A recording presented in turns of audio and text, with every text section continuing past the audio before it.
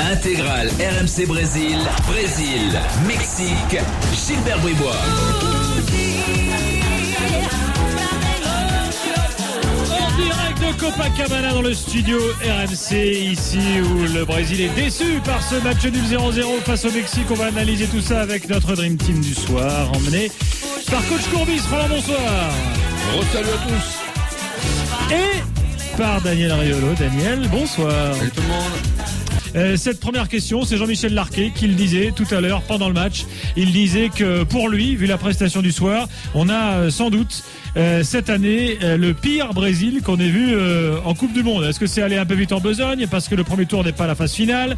Est-ce que il faut raison garder parce que ce soir Ochoa a fait un grand match? Quel est ton point de vue, Roland? Non, c'est le même, à savoir un Brésil moyen. Je pensais les voir en amélioration par rapport au premier match. Il en est malheureusement c'est pas le cas. Alors Hulk a peut-être manqué, mais bon, quand il joue, je suis déçu aussi. Neymar, malgré toute sa bonne volonté, malgré toutes ses qualités, ça n'a rien à voir pour le moment avec Pelé, avec Ronaldo. Donc il y a évidemment de bons défenseurs, ça on les connaît tous. Ça fait une bonne équipe, mais qui ne domine pas son sujet du tout, qui ne maîtrise pas pour le moment l'événement. Et j'aimerais, voir Brésil-Allemagne, ça serait un superbe match. Brésil-Pays-Bas, ça serait un superbe match.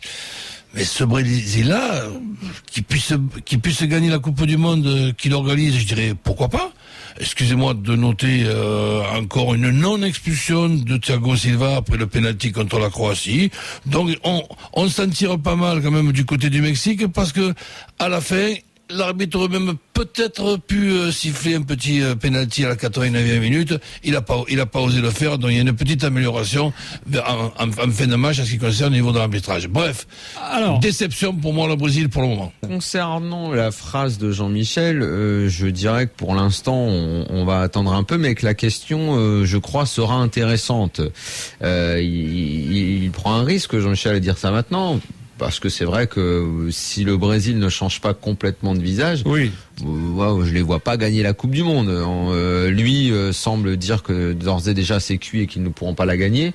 Moi, je vais attendre un peu parce qu'effectivement, il y a souvent une autre phase, une autre vie qui commence en huitième. Maintenant, ce qu'on voit là, quand même, c'est une équipe qui, malgré tout, essaye vraiment, quoi. Elle affiche une volonté, une envie folle. Elle se crée des occasions, elle presse. Parfois, il y a des vagues, mais alors, c'est pas ordonné.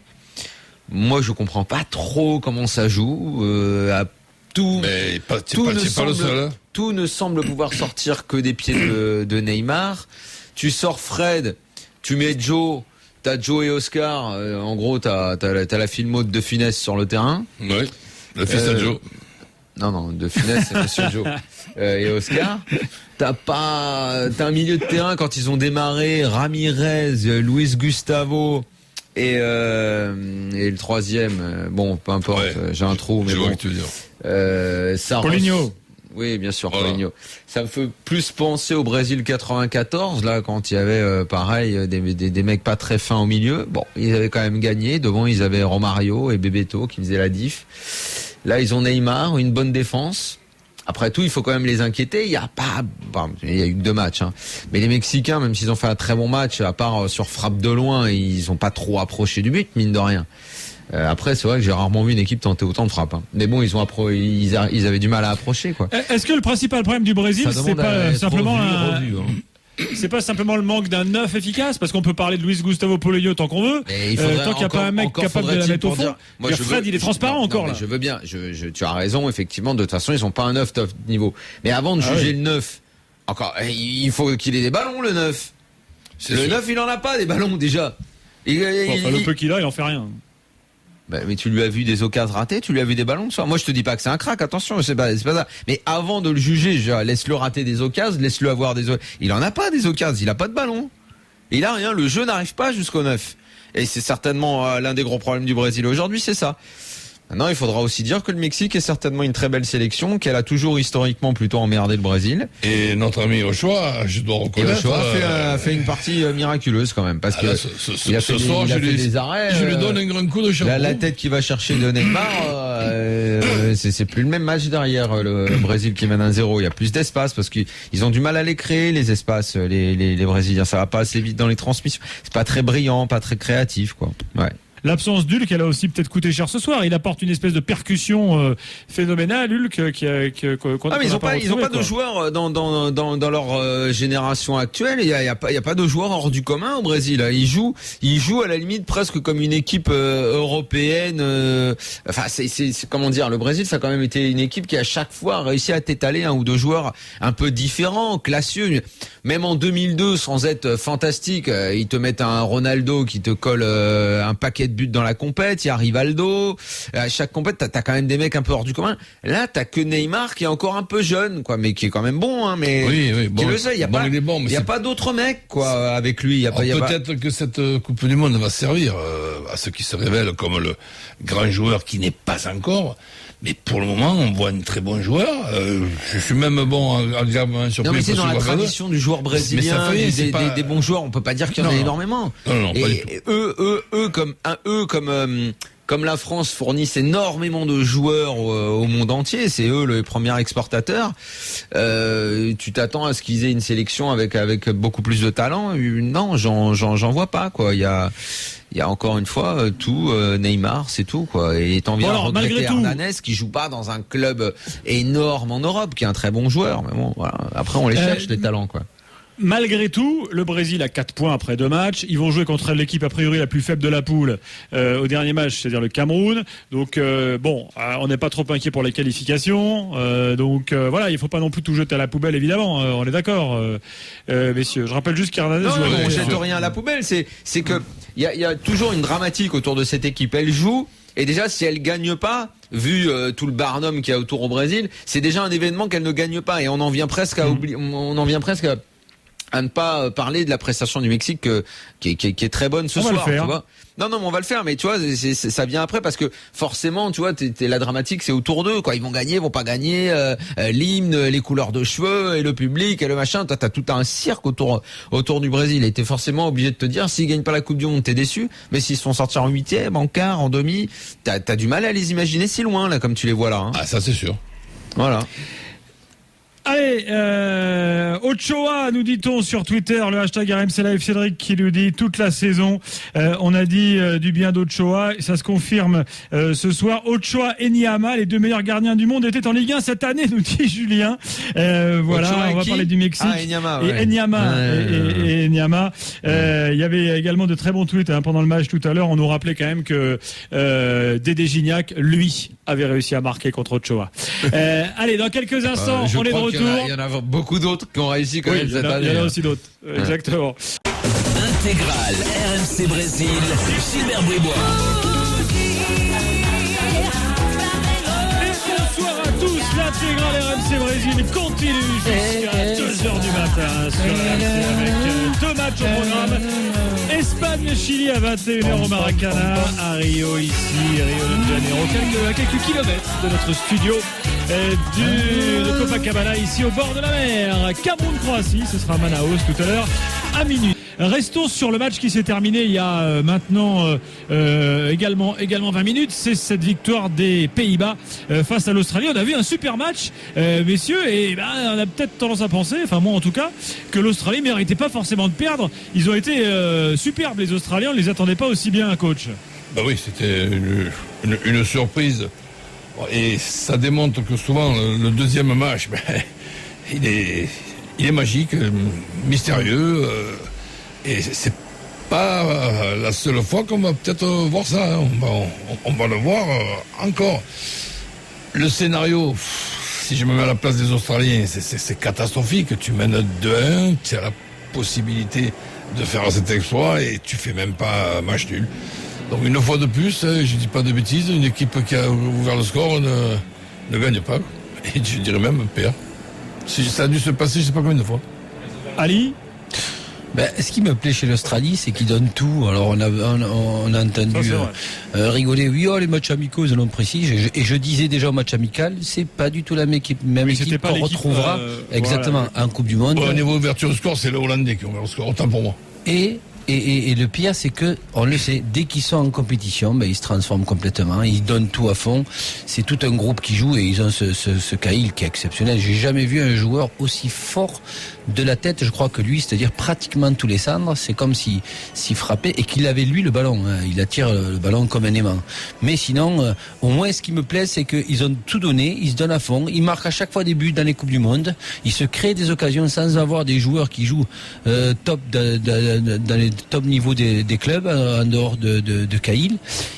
Et au moins, ils vont en Coupe du Monde pour la jouer. C'est ça qui me fait plaisir. Ali Roland, à Copacabana, au pied de notre studio, sur le trottoir, il y a des voitures chiliennes. Ils dorment dans les voitures. Et là, ils vivent vivent sur le trottoir. Non mais c'est incroyable. Ils vivent sur le trottoir. Ils ont sorti les tables de camping, les bouteilles. Ils font les pique-niques sur le trottoir comme ça, dans le quartier de Maracana, tranquille.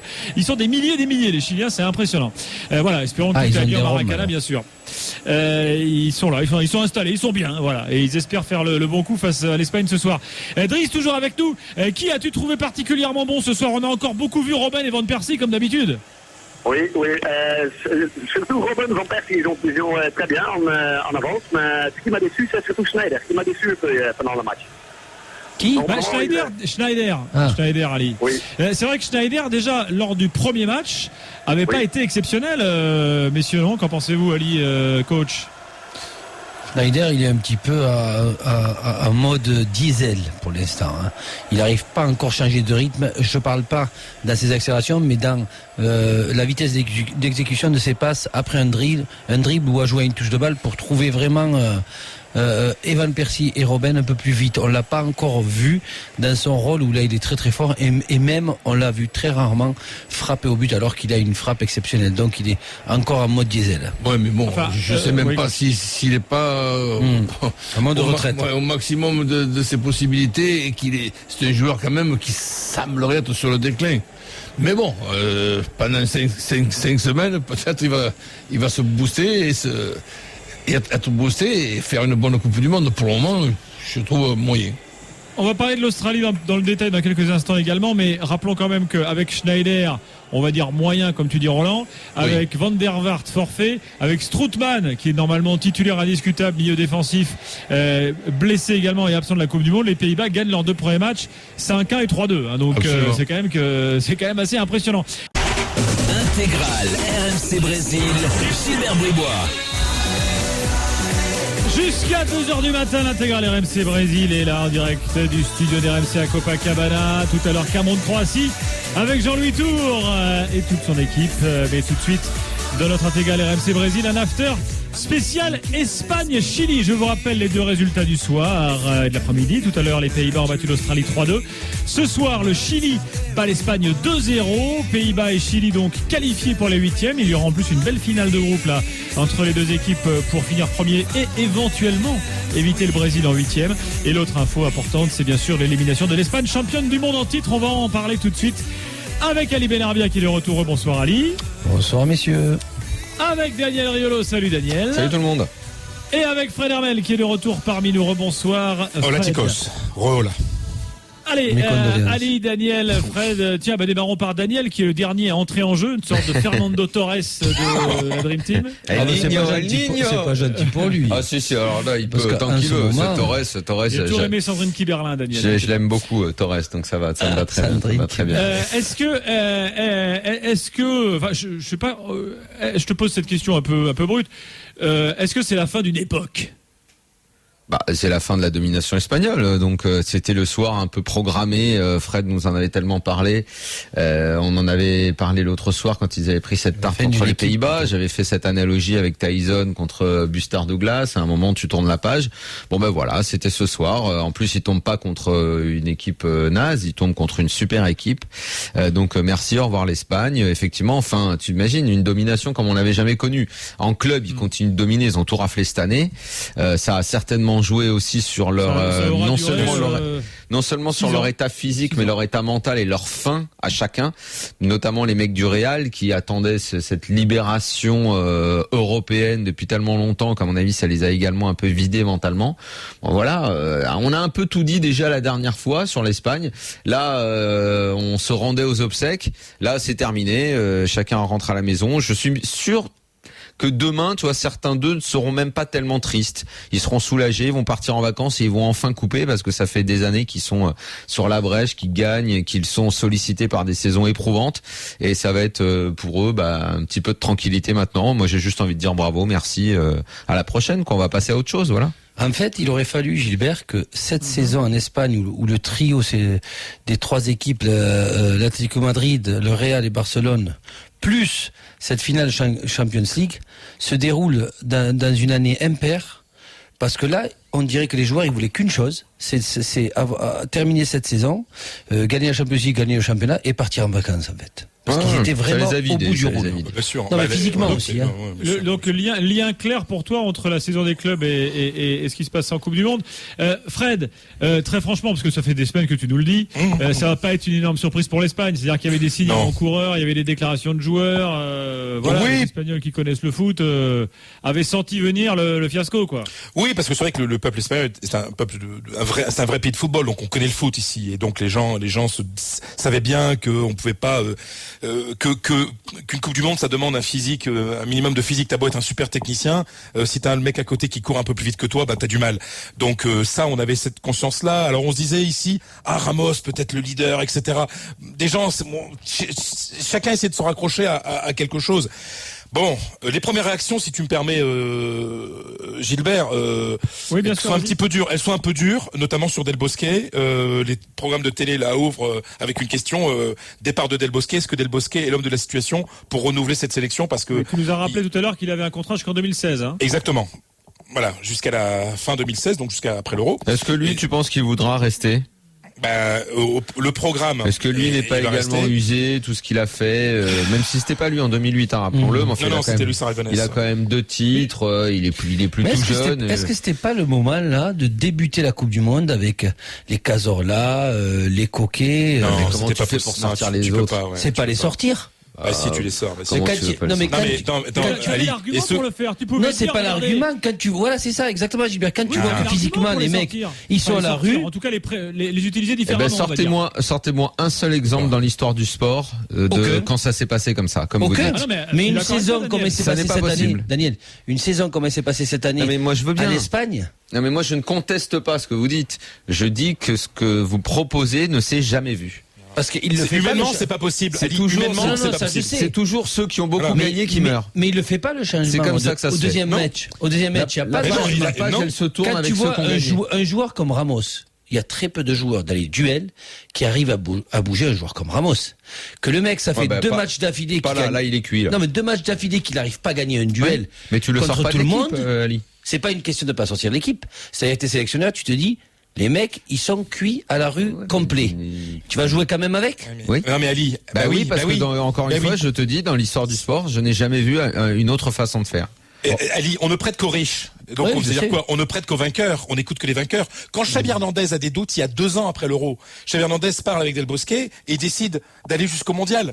Del Bosque est prisonnier des promesses et prisonnier des titres. Faut que les mecs s'écartent d'eux-mêmes, qu'ils aillent voir eux-mêmes le coach et dire écoute, tu sais très bien. Ça s'arrive pas parce que le mec pense toujours qu'il va revenir en forme. Il pense toujours qu'il dit que ça suffit. Il va être là, voilà. Ça suffira toujours. Et puis les mecs là, je vais te dire, ils se sentent même pas tellement coupables. Quand t'as gagné les 3 dernières compètes, tu dis mais bon voilà, merci, tout le monde leur dira merci en Espagne. Enfin, je pense, même si certaines critiques se feront jour Daniel, forcément. ce soir, pendant 2 jours, ça va être tir au pigeon. Et puis ce week-end, les gens, ils vont dire voilà, merci pour tout. On va penser. Parce que je vous dis simplement, pour ça que la question de Gilbert est importante. Est-ce la fin d'une époque? Oui. Est-ce la fin d'un style? Non, parce que les mecs qui arrivent derrière, ils sont dans le même moule. Ce sont de grands techniciens. Oui, il y a de très bons joueurs, bien sûr. Attends, tu sais que le petit Ressé là, Gérard Deulofeu, Thiago Alcantara, ils sont champions des espoirs il y a 1 an. Champion d'Europe espoir il y a 1 an. Et donc il leur faudra, je pense, un nouveau sélectionneur pour créer une toute nouvelle aventure. D'où la question qui est posée aujourd'hui, est-ce que Del Bosque est l'homme de la situation. Ça, beaucoup de gens vont en douter. Et je connais bien Del Bosque depuis 20 ans. S'il ne se sent pas super aimé, super appuyé par l'opinion publique, il dira je m'en vais. Mais attends, il y a quand même une autre question, c'est que c'est très bien la page qui se tourne, la fin d'une époque. L'Euro, il n'est que dans 2 ans. Et tu crois que je sais pas moi, Ramos, Xabi Alonso, Ramos sera encore là. tous ces tu crois que tous ces mecs-là vont annoncer leur retraite internationale? Tu veux savoir qui s'en va? Casillas va partir. Ouais. Casillas va, c'est un pari que je fais, hein. Casillas va partir. Ouais, mais ça veut dire, quand tu dis va partir, ça, ils annoncent leur retraite internationale. Ouais, je pense que cet été, ils annonceront leur retraite internationale. J'ai pas beaucoup vu ça non plus, non, mais je pense qu'ils le feront. Xabi Alonso, quand je l'avais dire, vu, je m'en vais, quoi, comme ça. Ouais, mais Xabi Alonso, quand j'avais ils ont quel âge, les mecs? Xabi Alonso, il a quel âge? 31? Ouais, 32 déjà, quoi. Et c'est déjà dur au Real, hein, pour lui par moment, tu sais, donc. Moi, Xabi Alonso va partir. C'est un nouveau sélectionneur qui fera le ménage. C'est pas Del Bosque. Attends, je vais donner les noms ceux qui partent. Villa va partir. Xavi Hernandez, Xabi Alonso. En défense, en fait, la défense, ça va pas changer parce que Piqué Ramos sont jeunes quand même, hein. Et tu as Jordi Alba, et t'as le jeune Carvajal qui va sûrement remplacer Azpilicueta parce que Carvajal est vraiment meilleur. Le gardien Casillas va partir, donc l'avenir c'est qui? C'est De Gea, hein. Il est 3e gardien là, mais c'est lui l'avenir de la sélection. Au milieu de terrain, tu as ceux que les Xavi dont je viens de parler. Busquets va rester. Iniesta est encore jeune.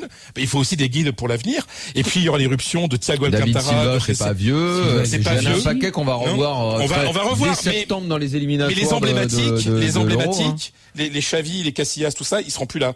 Ces piliers qu'on a vu depuis 2008, qu'on avait même vu avant 2008. Et donc ça va être un adieu d'une belle génération de football.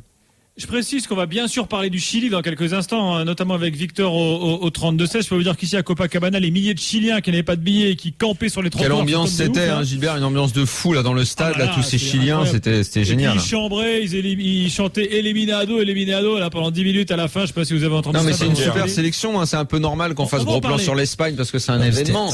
Mais le Chili, moi, bon, avant la compète, on était quand même beaucoup à voir qu'il y avait beaucoup de bons joueurs dans cette équipe, mais encore une fois, c'est parti des sélections qu'on voit pas énormément jouer. Donc, Daniel. On sait pas, mais il y a que des bons joueurs. Moi, je lui vois pas de faille à cette sélection, moi. Une statistique, c'est 2002, 2010, 2014. Champion du monde se fait toujours sortir au premier tour. Ah oui, la France en 2002, l'Italie en 2010 et donc l'Espagne en 2014. Ouais. Bon. Donc ça veut dire quoi? Non, mais je veux dire c'est peut-être dur de rester au niveau. Qu'après le titre, je veux dire, c'est très dur d'enchaîner derrière, et que les équipes, maintenant, on peut voir que, comme on disait, le jeu de l'Espagne, il est très prévisible. Et puis tu voyais vraiment. C'est peut-être ce que tu disais, Daniel, que t'as pu faire. T'as gagné la Coupe du Monde, tu te dis qu'est-ce que je veux gagner de plus? Alors est-ce que c'est pas ça? Qu'est-ce qu'il faut dire d'autre? Rien. Dis merci, mon vieux. Au suivant, on passe à la suite.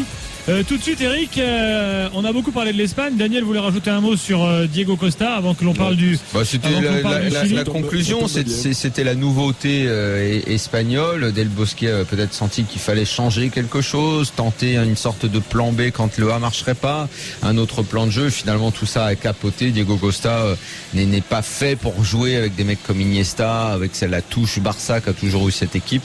Ça a pas pris, une histoire tordu dès le départ, ce joueur qui est pas espagnol, qui décide de jouer pour la sélection espagnole. Enfin bref, c'était une histoire un peu foireuse et ça c'est. Qui vole un œuf, vole un bœuf. C'est pas mal. Est-ce que c'est pas ça qui obligé? En fait, oui, mais c'est ça le problème. Il s'est mis dans l'embrouille. Exactement. Parce que c'était le deal, Daniel. On en avait parlé. Je sais. Allez, on te prend, tu deviens espagnol, je t'amène à la Coupe du Monde, voir je t'ai fait jouer. Le problème, c'est qu'il rentre pas dans le schéma. Et puis il était cuit, le jeu de l'Espagne. Il est pas en forme. Il y a encore 2 semaines, il buvait du sang de jument là pour être en forme.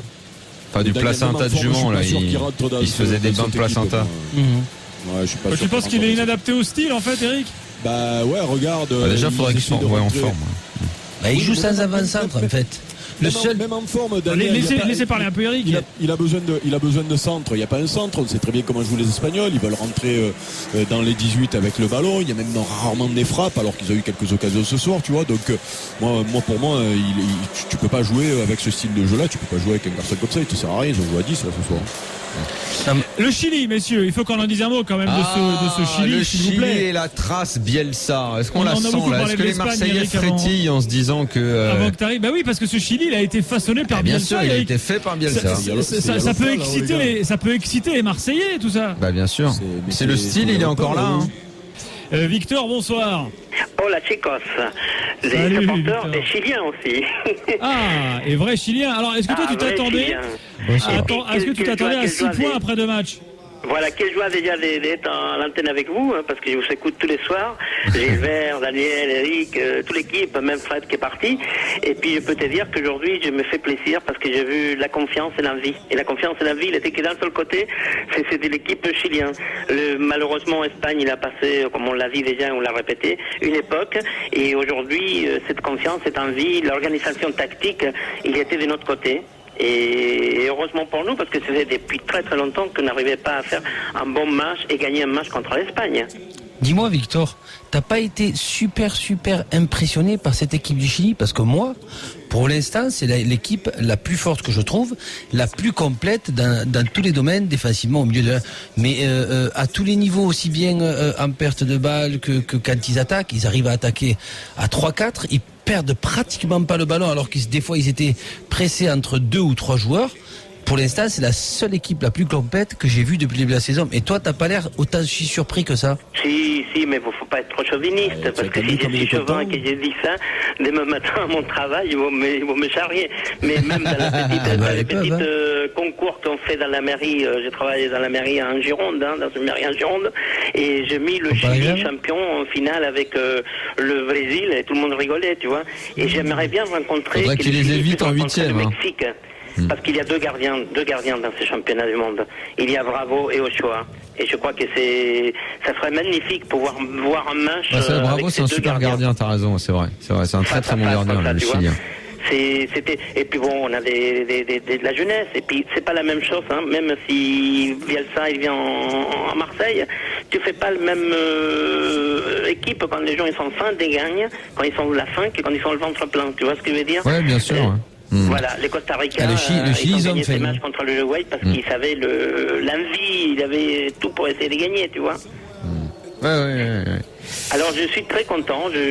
Nous aussi, moi quand je vois des équipes qui jouent comme ça, je suis ravi par l'enthousiasme, le mouvement, la prise de risque. Je trouve ça super.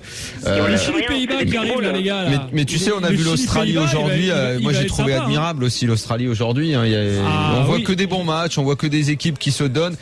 Mais tu te rends compte, Gilbert, tout ce qu'on dit toute l'année. Mais est-ce que l'année prochaine, quand on fera l'after l'année prochaine, on s'autorisera à ne plus jamais accepter la fameuse remarque qu'on a joué avec nos moyens face à un match de merde.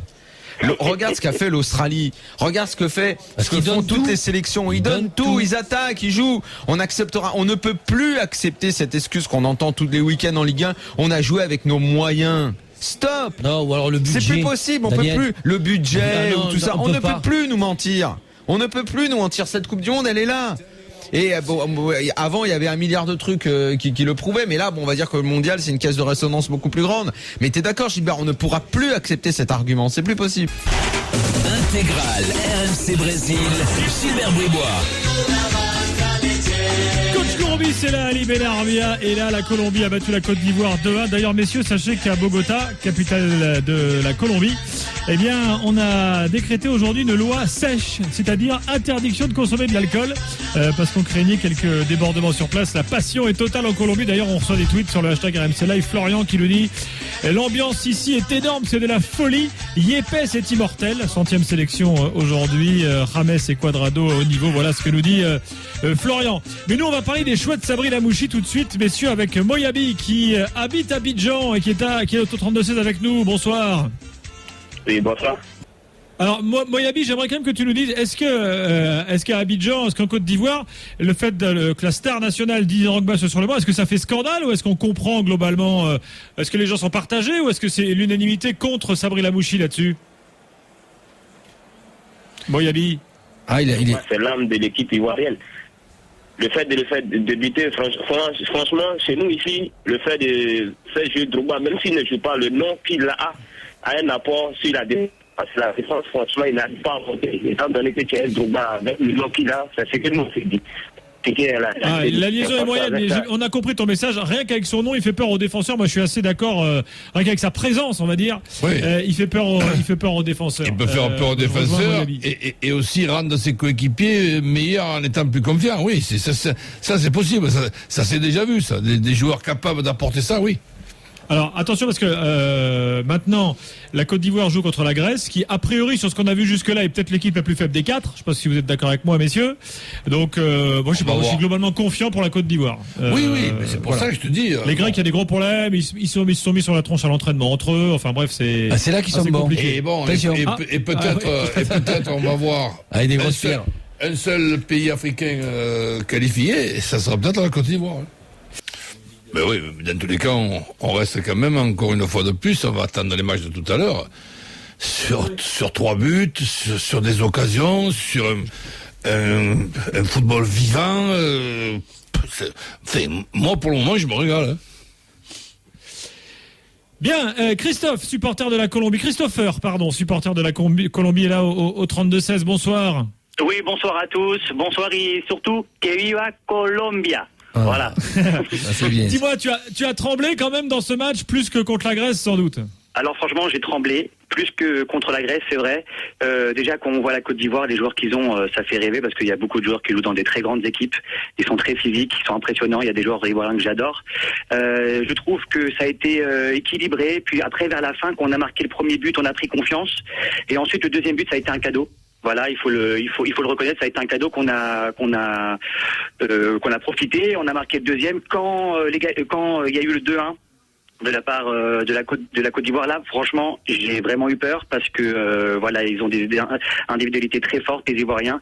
Mais on a résisté. On a vu un Yepes courageux. Malgré ses 38 ans, si je me souviens bien, et on a résisté pour la première fois depuis 90. La Colombie se qualifie en 8e de finale et c'est une grande joie pour tous les Colombiens en Colombie et même partout dans le monde. Intégrale RMC Brésil, Uruguay-Angleterre. Match replay. Luis Suarez!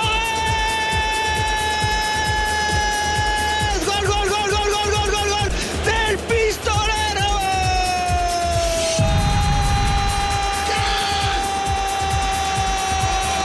Il aura fallu attendre 10 matchs pour voir Wayne Rooney et bien marqué avec les Anglais.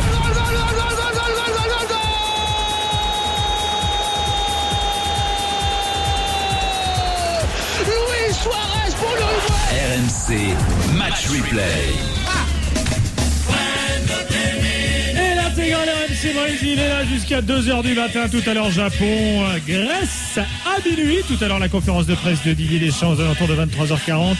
Actuellement, l'entraînement de l'équipe de France est en cours. On attend la confirmation de l'équipe définitive avec nos envoyés spéciaux. Mais là, tout de suite, nous allons revenir sur ce match magnifique Uruguay-Angleterre avec coach Courbis qui est de retour. Bonsoir Roland. Salut à tous. Avec Daniel Riolo. Daniel, bonsoir. Bonsoir, chers amis. Et avec Patrick Boma qui est avec moi ici à Copacabana. Sous la pluie. Bah oui, la pluie aujourd'hui. Bon, c'est comme ça. C'est pas tout le temps beau au Brésil. Hein. Bonsoir quand même. On garde le moral. Ça fait beaucoup. Ah bah attends, t'as vu les matchs qu'on a eu aujourd'hui, franchement? On n'a pas eu 2 matchs magnifiques. Oui, mais il y a ceux qui sont parmi d'un certain match d'hier aussi. Ah, c'est ça. Ah, il faut y penser. Hein. Ça oui, c'est sûr. Un certain match d'hier dans la nuit, quand on voit de quoi est faite cette Coupe du Monde, l'esprit qui y règne, l'abnégation des équipes, quand on voit les Uruguayens, les Colombiens, les Chiliens, la mentalité globale, et quand on voit, je suis désolé Patrick, je pensais même pas qu'on allait en parler. Hein. Bonjour d'abord, je t'embrasse, hein, mon vieux. Je pensais même pas être obligé de te retourner ce couteau dans la plaie, mais c'est sûr qu'après quand tu vois une équipe qui va à un mondial qui se comporte comme ça dans une telle Coupe du Monde, c'est sûr que ça doit te faire mal au cœur. Je compatis, je suis avec toi. Merci. Alors, je suis désolé pour les supporters camerounais, mais là, on va pas refaire le match. Parlons de ce qu'il y a de positif, parce qu'il n'y a que ça. Je te signale que toute l'année, Gilbert, combien de fois tu me sors le coup de l'extincteur? Eh ben, tu vois, quand vraiment on peut être heureux, c'est quand même top, quoi. Il faut le dire. Moi, non, mais depuis une semaine, c'est délirant le plaisir qu'on prend à regarder les matchs de la Coupe du Monde. Tu vois, quand tu me dis, toi, tu vois toujours tout en négatif et tout, eh ben non, là, je m'extasie jour après jour.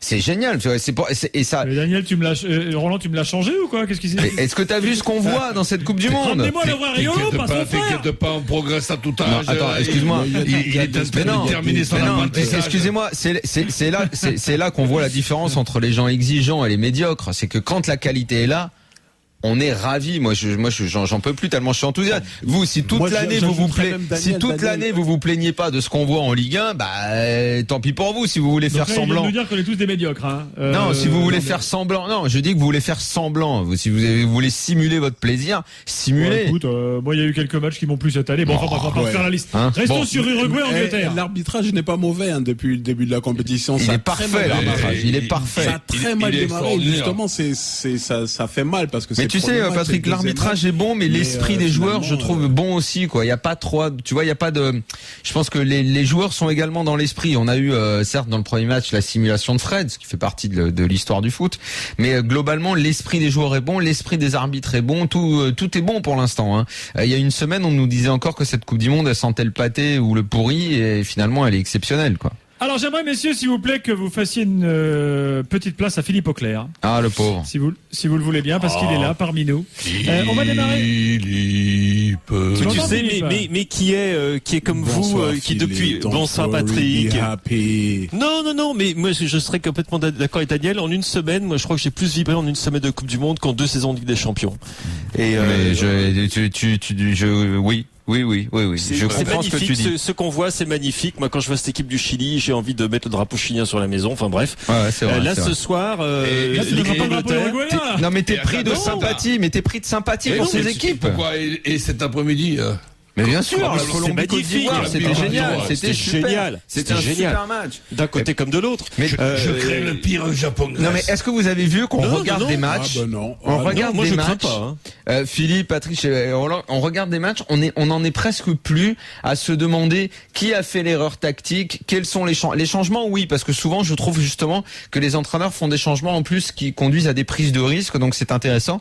Mais on n'est même plus trop dans l'analyse tactique des rencontres, à essayer de trouver le pourquoi du comment, tellement les équipes jouent avec un esprit positif, avec un enthousiasme évident qui nous saute aux yeux, et on est juste à prendre le plaisir du jeu. On est là-dedans.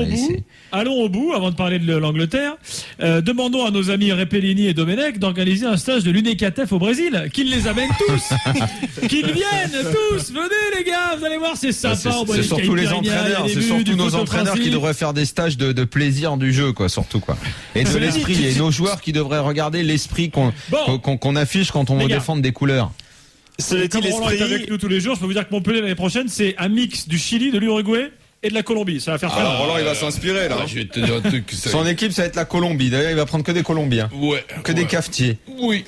Et s'il ne peut pas avoir les joueurs, il va aller faire tous les cafés de Bogota et il va prendre tous les patrons de café pour avoir les cafetiers. Et je vais faire l'Angleterre. Alors l'Angleterre ce soir, je te fais une confidence. C'est pas une confidence. Je te dis que l'Angleterre ce soir, les croyants allument des cierges pour l'Italie. Car il faut en effet que l'Italie batte Costa Rica demain. Si l'Italie bat Costa Rica demain, on va avoir une dernière journée de dingue. Ah, parce que tu crois qu'après l'Italie se défoncera pour battre l'Uruguay si elle est déjà qualifiée? C'est pas le genre. C'est pas le genre, hein. Écoute, je ne sais pas. Je ne sais pas. Il y a quand même moi, je dis juste que c'est pas le genre. Sur laquelle ils doivent compter, hein, de toute façon. Si l'Italie est déjà qualifiée et sûre de la première place avec un nul et que ça qualifie aussi l'Uruguay, alors là, vraiment, j'y crois pas une seconde. C'est pas le genre. C'est pas le genre. Écoute, non, attends, tu dis ça, mais oui, bon, bah tu veux dire, on peut s'attendre à un beau petit match nul entre l'Italie et l'Uruguay. Si ça arrange les deux. Roland, qu'est-ce que t'en penses, toi? Tu penses que c'est l'Italie et l'Uruguay, tu penses qu'ils seraient capables de faire un match nul avec les amis qu'il y a d'un côté et de l'autre? Tous les deux? Ils ont beaucoup d'amis des deux côtés. Il y a des amitiés. J'essaie de faire le faux naïf. Ça dépend aussi de qui tu... Attendez. Ça dépend aussi de qui tu rencontres en 8e. Peut-être que les Italiens auront un intérêt à finir. Non, moi je disais si les Italiens sont sûrs d'être premiers. Si un match nul, ça les met premiers et que l'Uruguay il trouve son compte aussi, je peux t'assurer que c'est clair et net. Non, je suis d'accord, Gilbert, avec cette précision-là. La première place est importante. Ça dépend avec qui tu croises, évidemment. Ils croisent avec le groupe de la Colombie. Exactement. Donc, mais si avec un nul ils sont premiers, les Italiens, et que les Uruguayens sont pas contre, là, je pense que c'est le genre. Ouais. C'est quand même Alors, le genre. rentrons dans les détails sur l'Angleterre. Je pense que c'est le genre de beaucoup de monde. Hein. Je me souviens d'un Danemark-Suède en 2004, c'était leur genre aussi. Hein. C'était 2-2, c'est ça, le fameux 2-2 entre Danemark et Suède. Il y a une chose qu'a dite Glenn Hoddle juste après le match que je trouve qu'il va peut-être sans résumer ce qu'on pense en Angleterre. Il avait dit il y a une chose qui a fait. De toute façon, c'est pas compliqué. Il y a des moments où il faut savoir reconnaître qu'il y a des joueurs qui font la différence et que tu mets Luis Suarez avec l'équipe d'Angleterre, elle gagne 10 fois sur 10. Et que simplement tu as un joueur exceptionnel qui a fait la différence pour l'Uruguay et que l'Angleterre, ce qui lui manque, elle a eu des occasions, mais il lui manque cette espèce de génie devant le but. Je pense que tous ceux qui avaient encore quelques doutes, s'il y en a encore, que Luis Suarez faisait bien partie des 3 meilleurs attaquants du monde, si ce n'était le premier. Mais ils sont créés énormément d'occasions quand même, Roland. Attends, arrête, ils peuvent se les mordre si tu passes l'expression. Quand ils sont un partout, ils doivent gagner ce match. Philippe, excuse-moi, tu sais que je t'aime beaucoup. Mais là, tu es en train de nous expliquer que Suarez, c'est l'un des 3 meilleurs joueurs du monde. C'est pas moi, c'est Glenn Hoddle. Moi, je suis d'accord. Mais Glenn Hoddle, je vais t'expliquer tout Glenn Hoddle qu'il est. Donc, tu sais qu'on l'aimait beaucoup en tant que joueur, celui-là. Bon, qui nous apprenne ce soir le scoop que Suarez, c'est un des 3 meilleurs attaquants du monde. Déjà. Non, c'est pas ça le scoop. Oh là là là là. Donc, déjà, je suis content pour finir ma journée. Et ensuite, qui nous explique que quand on rencontre l'Uruguay avec Suarez, et qu'il puisse dire, mais si on l'avait eu avec nous, oh mais les amis, mais quand tu vas rencontrer l'Argentine, on va dire si Messi joue avec nous, si on passait sur les commentaires des commentaires, moi j'ai des questions à te poser, Philippe, sur l'Angleterre. Parce que c'est vrai, comme tu dis, je crois que tu as dit ça, si j'ai bien compris, à un partout. Effectivement, moi, je pense qu'il va y avoir un partout, et s'il doit y avoir un vainqueur, c'est l'Angleterre. Absolument. Et je crois que l'Angleterre, il y a peut-être un peu trop cru. Et d'ailleurs, faut voir que le but, c'est quand même un dégagement de Muslera, faussement dévié par Cavani, parce que c'est Gerrard qui la touche. C'est Gerrard qui et la touche, ça arrive sur un Suarez qu'il faut absolument pas laisser tout seul, tellement il est extraordinaire. Mais bon, il va à 2000 aussi, et le défenseur était un peu léger dans son marquage, il s'est fait avoir. Mais à ce moment-là, alors Hodgson fait le changement qui est pas mal de mettre Barkley au milieu, mais après plus globalement, j'ai pas compris cette équipe. J'ai pas compris parce que il y a des joueurs, il y a des joueurs dans l'histoire du foot anglais qui pour moi ne sont que Première Ligue compatibles. Alors je sais pas si ce sera le cas pour le trio offensif des gamins là, Welbeck, Sturridge et Sterling. J'ai vu Sterling bon contre l'Italie. Alors c'est des mecs vifs, rapides, tout ce que tu veux machin, mais je comprends pas leur façon de jouer. C'est confus, c'est un peu dans tous les sens, c'est pas très ordonné. Alors, on s'extasie sur eux en Première Ligue parce que c'est un football qui leur convient, qui est leur nature. Mais je ne sais pas dans quelle mesure c'est exportable. Et souvent, il y a des profils qui sont très anglais et qui, à chaque fois, en compétition internationale, n'ont pas été très brillants. Alors, je sais pas si tu vois ce que je veux dire. On n'a pas encore beaucoup entendu, Patrick. T'es d'accord avec ce que dit Daniel là? Ouais, sur le trio d'attaquants, j'enlèverais quand même Sterling. Sterling, je pense qu'il a plus d'aptitude pour aller avec ses qualités, sa façon de changer de direction. Il est très fin techniquement. Il a la possibilité de faire d'autres championnats, mais les deux autres devant, depuis des lustres, j'arrive pas à être convaincu et ce ne sont en aucun cas les tueurs dont on parle quand on parlait de Suarez tout à l'heure. Effectivement, il y a aucun des deux qui me semble pouvoir atteindre la moitié de ce qu'est Suarez dans cette qualité de finisseur. Moi, je vois la façon dont Suarez termine le travail sur le deuxième but, mais le gars, il a pas ses appuis. C'est incroyable. C'est fou. Le but est dans sa tête, et la façon dont il contacte le ballon avec le pied, c'est précis, c'est puissant, c'est le coup de tête qu'il met, c'est super bien joué, le déplacement. Pour un attaquant, Patrick, quand tu vois ce genre d'attaquant, tu penses quoi, toi, en tant qu'attaquant que tu étais? T'es admiratif, tu vois la qualité du mec, c'est. Je ne peux être qu'admiratif, et effectivement, Glenn Hoddle ou pas, on est obligé de constater que c'est certainement aujourd'hui le meilleur attaquant au monde. Ouais.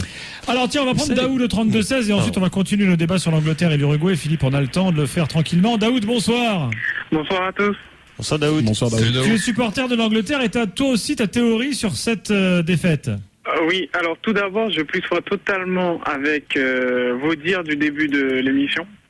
Cette Coupe du Monde est juste magnifique. La preuve, elle a rendu Daniel Riolo heureux. Et Daniel Riolo, il est juste exigeant dans la vie. Quand un truc est bon, il aime. Hein. Ah, ben je vois ça. Bah, c'est normal, quoi. Voilà. On devrait tous être comme ça. Hein. Daniel Riolo, c'est Alain Delon. Il parle de lui à la troisième personne. Pourquoi tu vas chercher Sylvain? On est dans le football. Pourquoi Alain Delon? Oui, Patrice Evra. Bon, alors messieurs, après cette précision riziculture, revenons à l'Uruguay, parce qu'il faut quand même raconter, il faut quand même analyser ce qui s'est passé. Est-ce qu'on a retrouvé, après un match face au Costa Rica raté, est-ce qu'on a retrouvé l'Uruguay de 2010, c'est-à-dire cette espèce de force qu'ils ont de toujours rester dans le match, de renverser les situations, voilà, de se battre comme des chiens galeux jusqu'au bout. Il y a déjà une différence entre l'Uruguay du premier match et l'Uruguay du deuxième match. Il y a Suarez déjà. Ça, c'est une grande différence. Il y a Suarez et pas Forlan qui, malheureusement, est complètement bouilli. Et quand Cavani court en 4 coins du terrain, Suarez est là pour finir les actions. Et quand t'as un mec qui est aussi efficace que ça, c'est plus du tout la même équipe qui aurait pu, sans un Suarez efficace comme ça, connaître une désillusion ce soir, parce que franchement, ça s'est joué à la qualité de Suarez ce soir, parce que sinon les Anglais peuvent le faire. En chaise roulante, Suarez. Il a été opéré le 22 mai. Donc voilà, ça fait même pas un mois. C'est assez impressionnant. Alors il joue aussi à fond sur la fibre patriotique. Je sais pas si vous avez lu l'histoire de Lugano qui lit la lettre de la veuve là. Elle est belle, ouais. Voilà, donc une veuve qui envoie une lettre à Diego Lugano en disant voilà, moi avec mes 3 filles, on était au bord du gouffre il y a 4 ans quand mon mari est mort. C'est grâce à vous, la sélection, qu'on a repris le dessus. Et Lugano évidemment a publié la lettre. Tu penses que Lugano, genre de truc là quelques-uns des ressorts qu'utilise l'équipe uruguayenne. C'est quand même incroyable. Daniel, pas tant que ça. Hein. Il y a des lettres, on en reçoit beaucoup. Elles peuvent être touchantes, bien entendu. Très souvent, elles ne sont pas. Et il y a 95% des lettres que tu as envie de déchirer. Mais pour autant, tu sais, comme tu sais que t'es pas responsable du malheur de tout le monde, c'est pas un réflexe d'avoir une lettre comme ça et de la transformer en quelque chose d'hyper positif pour aller motiver les joueurs. D'ailleurs, il faut avoir un super groupe. Il faut que Lugano il sente que ça va aussi entrer dans les tripes de ses coéquipiers pour s'en servir. Donc c'est pas anodin. Il a fait quelque chose de très bien pour l'Uruguay et je t'assure que des courriers comme ça on en reçoit pas mal quand même. Patrick, les Sud-Américains, c'est peut-être tout le temps le cas. En tout cas là, je sais pas parce que là c'est plus mis en avant, mais ils sont un peu effectivement sur le fil du rasoir de l'émotion. Je sais pas si vous avez entendu ou vu ce qui s'est passé avant la Coupe du Monde au Chili et de quelle façon s'est manifesté le soutien populaire pour la sélection chilienne. Ce sont vous savez les mineurs, les fameux qui étaient restés enfermés je sais pas combien de temps, qui ont réalisé un clip pour dire nous on a frôlé la mort, on s'en est sorti, on sera avec vous et tout le pays est avec vous. Putain de pression quand même quoi. Les mecs qui étaient à deux doigts de mourir, les mineurs, cette histoire-là, qui te font un clip pour te soutenir, t'as presque envie de dire si tu vas pas te bouger le cul. Alors, ces mecs-là ils te font. Mais c'est presque trop quoi, parce que j'adore cette culture exacerbée du football. C'est culturel, voilà. Mais en même temps, tu peux aussi dire putain, invoquer la mort, toutes ces choses-là, ça reste quand même que du foot. T'as envie de relativiser et ces mecs-là vont au-delà de ça. Alors c'est séduisant. France-Argentine en rugby, la lettre de Oui, les Français avaient fait ça avec la lettre de Guy Moquet. Et tout le monde s'était foutu de la gueule de Bernard Laporte à l'époque. Ça les avait paralysés, les Français. Ça les avait paralysés, cette lettre de Guy Moquet de Bernard Laporte. Culture, c'est pas. Et là, quand j'ai vu le clip là des mineurs chiliens, j'ai dit mais c'est fou quoi. Jusqu'où ils sont prêts à aller. Je crois que le mec dit à un moment, parce que évidemment au Chili on a parlé de groupe de la mort puisqu'ils sont avec l'Espagne et les Pays-Bas. Il fait groupe de la mort, on s'en fout. Nous la mort on l'a défié. Alors c'est pas vous en gros qui allez nous faire chier avec votre groupe de la mort. Battez-les quoi. Alors il y a quand même aussi autre chose, c'est que il y a aussi à la tête de la sélection d'Uruguay un gars qui est là depuis très longtemps maintenant, puisque ça fait 12 ans. C'est un monument Tabarez. Ça fait presque 14 ans qu'il est là, Tabarez. Et donc ça compte aussi, c'est-à-dire que c'est lui aussi qui a réussi à installer quelque chose et à créer quelque chose et à entretenir. Enfin, je veux dire, voilà. C'est Lugano qui est le patron, qu'il joue pas. Lugano. Rappelez-vous de Christian Rodriguez il y a quelques années au PSG. Rappelez-vous de certains autres. Enfin, je sais pas. Lugano, on l'a vu au PSG complètement en déroute. Tu le mets en sélection uruguayenne, t'as l'impression que c'est pas le même. Il se passe un truc sur le premier match. Lugano, moi, je trouve que c'est long. Patrick. Moi, je trouve que c'est long et c'est dangereux pour un sélectionneur de rester aussi longtemps, parce que justement, tu peux rentrer dans une forme de routine, notamment avec certains joueurs, très certainement avec un système de jeu, et tu n'en déroges pas et tu oublies de te recycler quelque part intellectuellement. Et c'est peut-être ce qui a été le mal de l'Espagne. On va pas rester sur l'Espagne, mais c'est peut-être ça qui a été le problème pour l'Espagne. Donc ce qui veut dire que Tabarez c'est quand même très fort finalement, parce que bon, il n'a pas eu le résultat tout de suite, mais on lui a laissé beaucoup de temps. C'est peut-être parce qu'il n'y a pas photo en termes de technicien chez lui aussi. Hein. Il est vraiment. Il a gagné les titres, il a gagné la Copa América. Mais Patrick. Il a entraîné Patrick Bauma et Cagliari pendant 2 mois. Donc ça fait beaucoup dans son CV. Hein. Non mais tu vois, le truc c'est ça c'est pour Jean-Louis Tour. Il adore quand j'ai un petit coup de cigare comme ça. Non mais le truc c'est que l'Uruguay, en même temps, ils ont toujours joué de la même façon. Il n'y a pas tellement de variantes techniques. C'est un petit pays de moins de 4 millions d'habitants. Quand ils ont eu des mecs un peu hors du commun, comme ils ont en ce moment Suarez, Cavani, comme ils ont eu Forlan il y a 4 ans, et ben on les voit, ils sont au-dessus.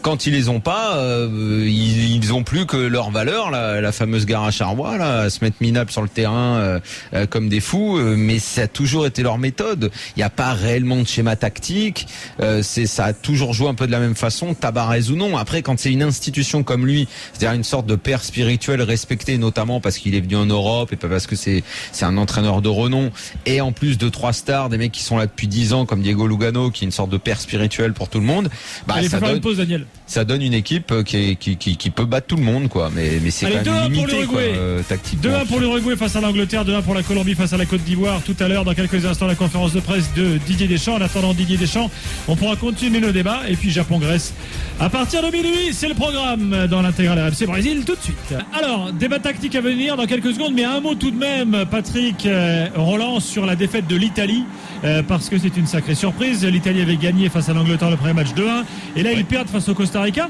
Surprise ou pas surprise au final pour toi, Roland? Sur le match, non. 1-0 pour sur le le match, Rica, c'est même pas une demi-surprise. Bon, tu présentes ce qui est tout à fait logique, la défaite de l'Italie, parce qu'on s'occupe tout d'abord de l'Italie. Mais bon, c'est la victoire du monde il y a 8 ans. Ouais, mais c'est la victoire du Costa Rica, et la deuxième victoire du Costa Rica, une des équipes surprenantes de cette Coupe du Monde. Là, j'ai regardé le match cet après-midi. Alors c'est vrai qu'il y a une tournante de match à 0-0. Mais sur l'ensemble, premièrement, elle n'est pas volée. Deuxièmement, elle est logique. Il y a peut-être 2 pénaltys pour le Costa Rica. Il y a un Italien qui ne prend pas un carton jaune en tout début quand il y a un contre. Là, ça fait quand même impression. Et là, on va assister à un match Uruguay-Italie. Et comme on dit, pas piquer des verres. Une sorte de 16e de finale. Et oui, parce que là, c'est pas l'Uruguay du tout début. C'est l'Uruguay avec Suarez maintenant. Patrick, t'es d'accord avec Roland? Costa Rica, c'est une surprise, comme on dit sur le papier, mais quand on a vu les performances du Costa Rica, on se dit que ce Costa Rica peut ressembler à un Cameroun de 90, c'est-à-dire peut aller créer une énorme surprise. Pour un petit pays de 4 millions d'habitants, c'est beau, j'allais dire un vent de fraîcheur par moment, parce qu'il y a une telle belle compétition qu'on ne peut pas dire qu'on s'ennuie, mais c'est très bien de voir que cette équipe ait pu confirmer tout de suite derrière cette victoire contre l'Uruguay. Exactement. Alors attention, ils sont qualifiés, les Costa-Ricains, ils sont pas encore sûrs de finir premier. Il peut encore se passer plein de choses lors de la dernière journée de ce groupe. On y reviendra toute la soirée sur cette victoire du Costa Rica 1-0 en plus du match Suisse-France. Intégrale RMC Brésil, Suisse-France. Intégrale RMC Brésil, Suisse, France, Gilbert Bribois. Il est 23h19 en France, 18h19 à Rio de Janeiro. La France vient de battre la Suisse 5-2, et nous sommes partout devant le vestiaire de l'équipe de France avec Mohamed Bouafsi dans les entrailles du stade à Salvador de Bahia où l'on attend les joueurs, et également partout en France, au Brésil, sur la plage de Copacabana. Vous avez entendu Nicolas Jamin tout à l'heure dans la Casa Bleue de Rio, là-bas vers l'hippodrome. Roland, Daniel, quel début de Coupe du Monde, coach, hein? Ça c'est sûr, et je rajouterai quelle Coupe du Monde. Alors, évidemment, ce soir on va parler de notre équipe de France, Mais bon, on a encore vu un magnifique match cet après-midi, ce soir, et c'est peut-être pas fini, parce que peut-être qu'on va voir Honduras-Équateur, un match magnifique. Donc ce soir, écoute, ça continue à nous rendre optimistes, on continue à avoir confiance. Maintenant, attention, qu'il y a quand même des tournants de match qu'on sera obligé de parler. La sortie du défenseur suisse, c'est à 0-0. La sortie de Sakho, qui est un arrière central gaucher et qui est très important d'être gaucher dans l'équilibre de notre équipe, c'est pas obligatoirement une bonne chose malgré les qualités de Koscielny. Donc on a encore pas mal de points d'interrogation et finalement les 2 buts qu'on prend vers la fin, c'est peut-être pas plus mal parce que 5-0 ça aurait peut-être été une euphorie. Quoi, une enflammade générale. Voilà, alors que là, on s'aperçoit que le moindre relâchement, on prend 2 buts. Et ça, c'est bien pour la suite. Daniel, t'es d'accord avec Roland? Non, pas vraiment. Parce que d'abord, moi, j'enlève des points d'interrogation. C'est que je pense que quoi qu'il arrive, la France aura réussi sa Coupe du Monde. Je m'explique. Personne déjà, il y avait très très peu de gens qui déjà les voyaient à la Coupe du Monde dans ce double barrage qui avait failli mal tourner. Ils arrivent là sans référence. Ils font respecter la logique sportive contre l'Honduras. Bon, il n'y avait pas à s'enflammer, on l'avait dit l'autre soir. Voilà, ok. Là, tu joues une équipe qui a pas qui a pas eu de défaite et notamment aussi lourde depuis des années, qui était plutôt solide. Certes, c'est pas un cadre européen, c'est pas un cadre mondial, mais la façon dont tu lui mets, dont tu lui colles ses buts, la défaite que tu lui infliges, la lourdeur. Si tu additionnes avec ça l'attitude globale de ce groupe, ce que dégage de positif cette équipe, même ils vont aller en 8e, ils vont finir premier du groupe. Ils sont en 8e. Si en 8e tu perds, il faudra pas pleurer. Moi, je pense qu'elle a peut-être même les moyens d'aller un peu plus loin, car on fera un nouveau bilan. Mais ce sera déjà réussi. Donc le point d'interrogation, je l'enlève. L'équipe de France aura réussi sa Coupe du Monde parce qu'elle dégage quelque chose de positif qui, après quand même 3 compétitions foireuses, rappelle-toi le nombre de fois on a chialé, Gilbert. Là, on est heureux ce soir. Moi, j'en reviens pas de voir ce que j'ai vu. Franchement, je n'en reviens pas de voir une telle classe des mecs. Attends, mais même Sissoko qui met un but, c'était beau, quoi. C'était beau. Tu beau. croyais qu'il n'était pas au mondial, Daniel? Enfin. C'était beau, tu vois là vraiment il faut pas bouder son plaisir ce soir, quoi, vraiment. Eric au stade, est-ce que t'as pris ton pied comme nous devant la télé? Ah ouais, grave, c'était super. Il y avait une super ambiance. D'abord, le stade est magnifique ici. Il y a beaucoup de Français, donc puis en plus le scénario, l'engouement, et puis en plus commenter un match quand tu peux ne pas être objectif, c'est-à-dire quand tu peux prendre parti, c'est un grand kiff. Donc non. Alors après, je pense que vous avez parlé il y a Roland qui va parler de l'aspect tactique. J'ai entendu Daniel qui avait parlé du fait que les changements, les garçons qui rentrent donnent toujours satisfaction. Je pense que Didier, outre les 3 points ce soir, là où il marque des points, c'est sur le fait que là maintenant dans le collectif de l'équipe de France, tout le monde sait qu'il peut être remplacé et que son remplaçant va être aussi bon et qu'il peut donc perdre sa place. Et ça, pour garder un groupe sous pression et pour éviter que les têtes gonflent, pour éviter qu'il y ait des têtes qui dépassent. Ouais, excusez-moi, mais Koscielny, il est impliqué sur les 2 buts encaissés par l'équipe de France ce soir. But qui aurait pu faire de Benzema le meilleur buteur du mondial. Donc il serait passé là devant Van Persie. Si tu lui mets le but contre le Honduras, il met le péno, il peut déjà être un total de buts en 2 matchs équivalent à ce qu'ont fait pas mal d'attaquants pour être meilleur buteur dans d'autres Coupes du Monde. Exactement. On va dire qu'il est sur de bonnes bases. Ça symbolise, ça illustre un peu tout ce qu'il y a de complètement fou autour de cette équipe de France en 2 matchs. C'est impressionnant.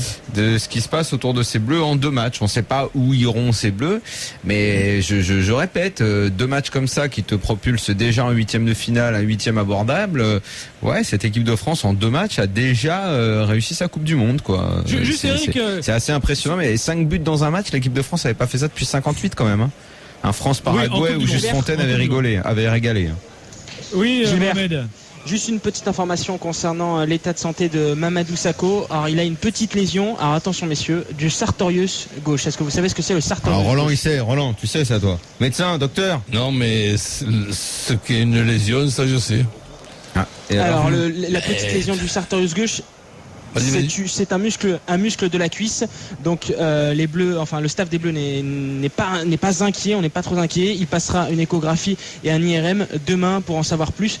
Et on espère revoir Mamadou Sakho sur les terrains de Ribeirão Preto à la fin de la semaine. Bien, juste sur le but donc que Benzema n'a pas pu, enfin qu'on n'a pas validé pour Benzema. Eric, tu disais c'est un scandale, on aurait dû laisser finir l'action. Oui, le centre très parti. Je te dis franchement, dans la tribune de presse ici, tout le monde pensait que le but. Oui, et même nous on s'est viandé. Et surtout, quand il siffle, le centre est déjà parti, quoi. Il siffle de 1 seconde avant que surtout Benzema que le temps additionnel, incompréhensible. La pancarte là, c'est minimum. Donc tu n'es pas obligé de siffler. Ouais, enfin bon, est-ce que c'est si grave? Le mec assis, à partir du moment où il siffle, bon, c'est vrai, il siffle peut-être pas. Pour le spectacle, ça aurait été bien. Il siffle peut-être pas au bon moment, mais il se trouve que l'arbitre se retourne au moment où il veut siffler, le ballon part du pied de l'attaquant, basta, c'est fini. Tu nous trouves des stats tu voulais les améliorer? Là, tu cherchais des stats. Cette fois, qu'elle sait qu'on avait gagné 6-2. Non, mais comme l'arbitre. Dans le foot, il n'y a rien de grave, tu sais. Non, mais comme il regarde pas l'arbitre et tout, je comprends que ça arrive. Je me souviens, c'était arrivé à Platini dans un match contre l'Islande au parc, où il avait mis un super but de très loin, un lob, et ça n'avait pas été validé. Sur Koscielny, ton bémol de Koscielny, parce que là j'avoue que j'ai pas compris. Vas-y, explique-moi. Koscielny rentre. Tu disais tout à l'heure, oui, on voit que, enfin Daniel et toi vous disiez, quand les remplaçants rentrent, finalement on voit que il y a du niveau de partout. Koscielny, moi j'ai l'impression qu'il rentre pas aussi bien dans son match que l'autre remplaçant. Il rentre à 5-0, c'est un défenseur, ça défend un peu moins au milieu, il se prend des vagues. L'alignement sur le dernier but, la faute. C'est pas lui l'alignement. Moi, ce que je trouve extraordinaire, c'est le latéral qui couvre. Gilbert.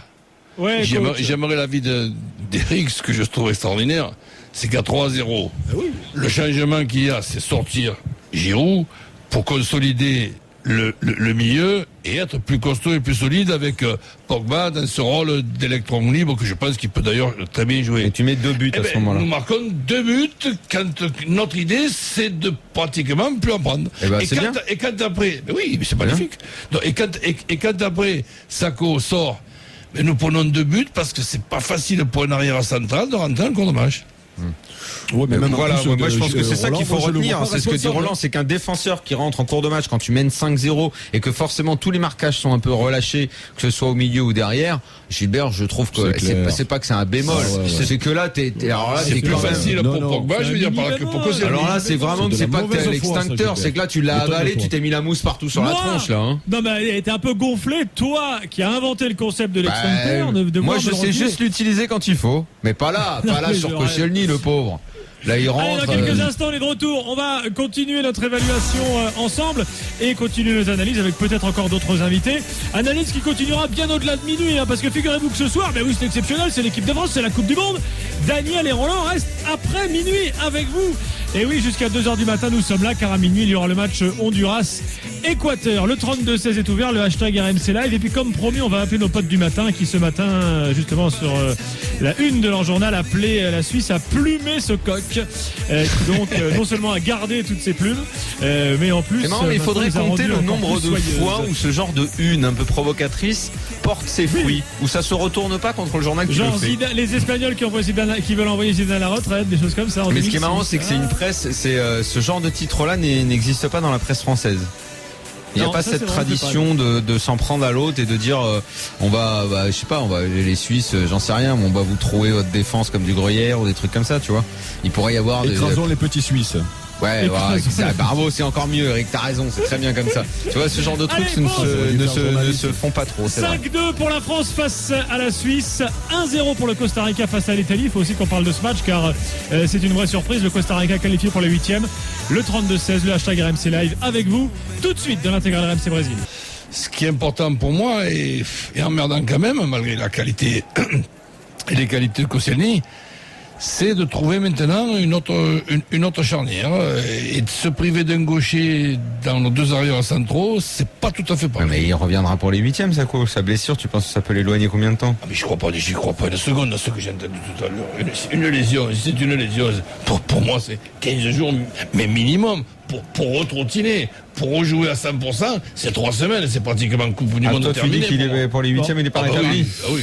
On attend des nouvelles. Je prends les paris et un pari, c'est fait pour il a l'air de s'être arrêté. Il a l'air de s'être arrêté au bon moment, de ne pas avoir insisté. Mais attends, Eric, quand tu sors en marchant, aussi lentement qu'il est sorti, et que tu boites de cette façon-là en sortant en marchant aussi lentement, excusez-moi, c'est une lésion, il a dit Momo, mais une lésion, tu n'es pas rétabli dans 5 jours.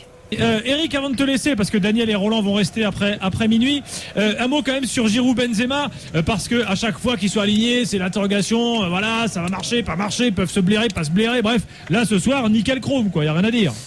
Ouais, j'entends encore Roland réclamer cette association depuis des mois et des mois. Il doit être content ce soir. J'avoue que moi aussi, je faisais partie de ceux qui pensaient que ça devait marcher, vu le profil des deux joueurs. Voilà, moi, ce qui m'intéresse surtout dans le match de ce soir, vous en avez parlé, vous allez sûrement encore en parler, c'est que Didier Deschamps s'adapte aussi aux forces et aux faiblesses de l'adversaire, et ça, c'est un vrai plus. Voilà, donc son côté pragmatique, il est là, c'est qu'il fait sa compo en fonction des difficultés qu'il envisage, de la tournure. En fait, sa force à Deschamps, c'est la lecture des événements, l'anticipation des événements. Je sais pas s'il joue au poker, mais s'il joue au poker, ce sera un excellent joueur. Il a une lecture du jeu qui est parfaite. Là. Merci Eric, merci à toi. Ciao les gars. Jonathan est là également, le plus argentin d'entre nous. Salut Gilbert. Même s'il ressemble à tout sauf à un argentin. Exactement. Salut Jonathan. Est-ce qu'on peut le dire que c'est une drôle de dame, Jonathan, Daniel? Pour l'instant, il est encore un peu bosselet. Mais il cherche, il se demande qui était Bosselet. Bosselet, tu sais, c'était le type un peu, on croyait qu'à un moment il allait en choper une, mais il les a jamais chopés. C'est l'histoire de ma vie, ça. Bien, messieurs, justement, avec Jonathan, on va revenir sur l'Argentine dans quelques secondes. Dans la piscine, évidemment, dans le jacuzzi avec les 3 autour. Voilà. Mais tout de suite, est-ce que, quand vous voyez l'Argentine, vous vous dites que la France... C'est surtout que, du coup, je sais la question que tu vas je poser. te sens ricaner. Mais non, mais c'est surtout du côté de l'Argentine, maintenant qu'on essaye de faire les calculs, qui va être premier, pas premier, pour éviter la France. Donc, alors qu'en début de Coupe du Monde, on faisait tout pour éviter l'Argentine. Non, je plaisante, mais à moitié. Blague à part, les forces en présence bougent de jour en jour. Hier, on a vu l'Italie perdre. Si aujourd'hui, là, on voit l'Argentine galérer. Bon. Mais si on te dit aujourd'hui, tu vas jouer en 8e de finale contre l'Argentine, il y a 15 jours. Tu dis, allez, putain, on n'a pas de cul, il va falloir se démerder de les éviter. Là, tu joues contre l'Argentine, mais tu joues contre l'Argentine. Voilà, tu n'as aucun problème pour rencontrer l'Argentine. Ça ne veut pas dire que tu gagneras, mais il n'y a aucun problème. Daniel, t'es d'accord? Il y avait a priori, de toute façon, il n'y a jamais de problème pour faire un match. Non, moi évidemment, je suis absolument pas d'accord avec l'avis qui va prédominer après cette rencontre, parce que ne pas tenir compte de ce qu'est un contexte par rapport à un match, de la façon dont se déroule une rencontre et du scénario qui se déroule, je trouve que on peut pas analyser comme ça. Le match qu'on a vu là, c'est le match qu'on a vu 1000 fois. Mais 1000 fois. Le gros contre le petit qui met l'autobus. Et puis si tu marques pas tout de suite, tu deviens de plus en plus maladroit. Tu mets des centres qui ressemblent plus à des centres. Tu fais des passes qui ressemblent plus à des passes. C'est un peu la seconde période hier, parce que sur la première période hier, le Costa Rica a joué, mais sur la seconde période, ils sont restés derrière, ils ont attendu et ils ont anesthésié l'autre équipe qui ne trouvait aucun espace. Là, c'était encore pire, parce que l'Iran ne sait rien faire d'autre que de défendre. Et puis alors, évidemment, dès qu'ils sortent une fois, on a l'impression que c'est énorme l'occasion qu'ils ont, et c'est fantastique. Et effectivement, ils en ont eu qu'une fois. Effectivement, ils en ont eu quelques-unes. Effectivement, ils en ont eu 2 grosses. Donc on les multiplie, parce que quand ils sortent, parce que toute l'équipe qui est en face, qui bute sans arrêt, qui ne trouve pas l'ouverture, rentre dans une frustration. N'importe quel sportif te parlera de la frustration de ne pas réussir à trouver l'ouverture d'un truc simple quand c'est verrouillé, que ce soit au tennis, dans tous les sports. Et là, on va dire, l'Argentine, c'est des bidons. Donne un peu d'espace à Di Maria, à Messi, à Higuaín, ça. Donne-leur de l'espace. Ça va plus être le même match. Là, tu vas avoir l'impression qu'ils vont voler dans tous les sens et que ça va bien se passer. Hier, il se trouve que tu regardes l'équipe de France qui fait un match excellent, sauf que le scénar, il est parfait au départ. La Suisse a ouvert. La Suisse s'ouvre. Ils perdent un défenseur. Ils perdent un ballon monumental à 30 mètres que t'es récupéré, que t'ouvres et que tu marques. Le match, c'est plus le même. Ne pas tenir compte d'un contexte. L'Iran, tu vas en faire une montagne parce qu'ils tiennent. Non. Si on avait vraiment vu le match, elle est championne du monde non plus, Daniel. Si vraiment on avait vu le match qu'on a vu 1000 fois, je vais même te dire que Messi le marque pas, le but. Et que c'est déjà énorme au vu du scénar et de ce qui s'est passé qu'ils aient un génie comme Messi qui trouve l'ouverture sur un but pareil. Parce que sinon ils font match nul dans un match de poule qui souvent, bon en plus ça c'est pas les matchs à la vie à la mort parce que de toute façon l'Argentine terminera première. Moi je ne tirerai aucune conclusion. Alors certes après il faudra apporter des nuances à ce que je dis parce que Messi c'est vrai veut trop trouver la solution tout seul et que plein de fois il doit donner le ballon, il le donne pas, qu'ils ont pas encore trouvé la bonne formule au milieu, mais que de là à dire ils font pas peur, ils font ceci, ils font cela. Calmons-nous. Je peux pas faire machine arrière sur mon pronostic et je regarde mon Argentine. Là, ils ont une autoroute jusqu'aux demi-finales. Hein. C'est une autoroute jusqu'aux demi-finales. Tu regardes le tableau, ils sont tranquilles. C'est une autoroute. Et quand tu as un Messi dans une équipe, je le dis, je le répète, et que les autres joueurs sont quand même de très bons joueurs, il faut faire gaffe. Oui. Et c'est pour ça que je te dis Messi, meilleur joueur de la Coupe du Monde. Je maintiens mon pronostic maintenant. Alors, attendez. Depuis 2 matchs, je suis pas trop bien, mais bon, je maintiens quand même. Jonathan, on a quand même vu une Argentine qui a du mal, avec en plus ces 4 fantastiques. Oui, mais ça, on en fait beaucoup trop sur ces 4 joueurs.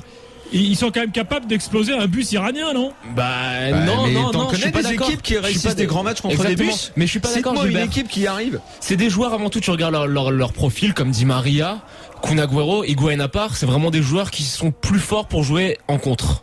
Or là, vraiment, contre une équipe qui est regroupée à 10 derrière, qu'est-ce que tu veux faire? Comment Di Maria peut trouver l'espace qu'il a au Real Madrid? Comment le Kun Agüero peut faire parler sa vitesse? Il y a aucune possibilité. Donc je me fais pas trop de soucis là-dessus. Après, la seule inquiétude, c'est que la formule de devant, on en fait beaucoup avec ces 4 fantastiques, mais pour moi, Agüero ne doit pas jouer en même temps qu'Higuaín. C'est impossible. Les deux, c'est pas possible. C'est un problème. On a vu, effectivement, faut le souligner. On a vu les déplacements qu'ils faisaient, c'était identique. Ils se sont marchés sur les pieds et dès que Palacio est rentré, bon, malheureusement, il a fait sortir les deux en même temps, mais tous les matchs que j'ai vus avec Palacio plus Agüero ou Palacio plus Higuaín, c'était vraiment une autre gueule devant. Non, mais ça, la formule, c'est des pas sûr ajustements qu'elle à soit trouver. bonne. La seule inquiétude, c'est la défense. C'est quand même très très fébrile. Et je me demande si on n'aurait pas intérêt si Sabella n'aurait pas intérêt à faire reculer Mascherano derrière, parce que c'est pas les qualités de footballeur qui m'inquiètent, c'est le manque de caractère. À aucun moment, j'ai vu, que ce soit Garay ou Fernandez, taper dans les mains, aller encourager les autres pour vraiment se ressaisir au moment où c'était un peu le feu. Elle n'a pas une style très grinta, c'est vrai. Exactement. Tiens, on va demander son point de vue à Alain. Il veut revenir sur ce que fait Messi ce soir, Alain, au 32-16. Bonsoir. Oui, bonsoir l'équipe. Salut Alain. Ouais, c'est un peu la Messi mania. Je veux dire, il est sur les 2 premiers matchs. Excuse-moi coach, mais moi je le vois pas comme le meilleur joueur de la Coupe du Monde. Moi non plus. Effectivement, maintenant il je faut le revoir pronostic avant la Coupe du Monde comme le meilleur joueur de la Coupe du Monde. En 2 coups de patte, il rapporte 6 points. Laisse-la terminer la Coupe du Monde quand même. Ouais, aussi. Mais je veux dire, aujourd'hui, sur les 2 premiers matchs, il est tellement monocorde dans son jeu. Et alors, d'un point de vue, moi je suis éducateur, mais j'ai un gamin comme ça sur le terrain, je le sors. Si tu le sors et que tu mets pas le but à la dernière minute. Je crois pas que t'aies des gamins comme ça souvent. Si t'es éducateur et que t'as un Messi et que tu le fais sortir, t'es un mauvais éducateur. Non mais voilà. Non mais je veux dire, il est quand même perso. Ça on est d'accord. Ça je suis d'accord avec toi. Il va déboucler le truc tout seul et tout. Non. Et franchement, aujourd'hui, sur le match, je vais être vulgaire, je me suis fait chier. Oui, mais c'est pas de la faute de l'Argentine si tu t'en merdes. C'est de la faute de l'Iran qui décide de jouer comme ça. Comment tu peux dire ça ? Avec la valeur des joueurs. Quand tu vois que tu as un mur contre toi et que tu sais que tu vas donne-nous la solution puisque personne ne la trouve jamais. Toi, tu vas la trouver, toi. Là, tu dois au moins essayer d'innover et pas jouer comme tu joues d'habitude. Là, ils ont joué monocorde. Comment tu fais ? Dans la même. Comment tu fais ? T'essayes de trouver d'autres espaces. Et effectivement. Et tu les inventes alors ? Tu passes par un hélicoptère, tu passes par en haut, Monsieur, je vous coupe. Jonathan, on peut considérer que l'Argentine va être première de la poule.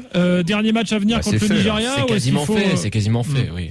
Et comme je l'ai dit, c'est une autoroute jusqu'aux demi-finales là, parce que ça va croiser avec le groupe de la France, la Suisse en 8e. Suisse, et après ça va croiser avec le groupe Belgique, Algérie. Non, la Suisse, ça veut pas dire qu'ils sont bidons et que sur un match, hier, non, la Suisse c'était un accident. T'as vu le niveau de Berami Inler hier ? Tu les as reconnus ? Ils vont pas être mauvais comme ça. Je pense quand même que c'est quand même un tirage très clément. Donc pour les un petit Argentine-Belgique en quart de finale, c'est ça ta logique alors ? Oui, et pour moi en plus la Belgique est surcotée, donc il y aura pas de problème. Merci L'Argentine avait croisé la route de la Belgique en 86. En 86, en demi-finale, et Maradona ils avaient perdu les Belges. Excellent. Intégrale RMC Brésil, Gilbert Bribois. Jeanne peut-être à frappe et le but.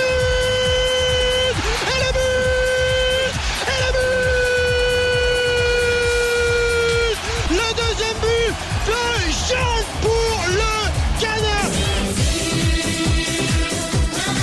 L'intégrale RMC Brésil continue jusqu'à 2h du matin. Et oui, tout à l'heure à minuit, le match Nigeria-Bosnie. Et maintenant, l'after d'Allemagne-Ghana avec coach Courbis qui est de retour. Bonsoir Roland. Bonjour à tous. Et avec Daniel Riolo. Rebonsoir Daniel. Bonsoir monsieur, dame. Polo Breitner, lui, est resté parmi nous parce qu'on va parler de la Nationalmannschaft et on vous attend au 32-16 et on vous attend sur Twitter avec le hashtag RMC Live. Tiens, je vous en donne quelques-uns des tweets là pour démarrer. Pour une fois, on va démarrer par les tweets. Adrien qui nous dit mais quel monument qui est devenu André Ayou, s'il te plaît, Bielsa a fait le signer à l'OM jusqu'en 2075. Arthur nous dit le cafouillage de Neuer ou le symbole de la non-maîtrise des Allemands ce soir. Personne ne joue à son poste dans cette équipe, nous dit-on. Et Gwenaël qui nous dit mais quel beau match. On se régale avec cette Coupe du Monde. Ça, c'est vrai qu'il faudra qu'on en parle quand même. Plus les matchs passent, cool. chaque match un truc qu'on n'arrête pas de dire, Gilbert. Non, mais oui, mais là, ça prend des proportions, Daniel. Quand on va retrouver nos Rennes Bordeaux au mois d'août, ça va nous faire très mal. Bon, ça, je te l'ai dit l'autre jour, là. Mais on s'habitue très vite au luxe et au caviar. D'ailleurs, même John Boy est monstrueux à la Coupe du Monde, vous l'avez remarqué. Tu verras, quand tu quitteras ton 250 mètres carrés avec terrasse pour finir dans un 40, ça va te faire tout drôle. Hein. Ah bah surtout à Copacabana pour revenir au bord du périph'. Ça c'est sûr que ça va falloir se préparer. Bien.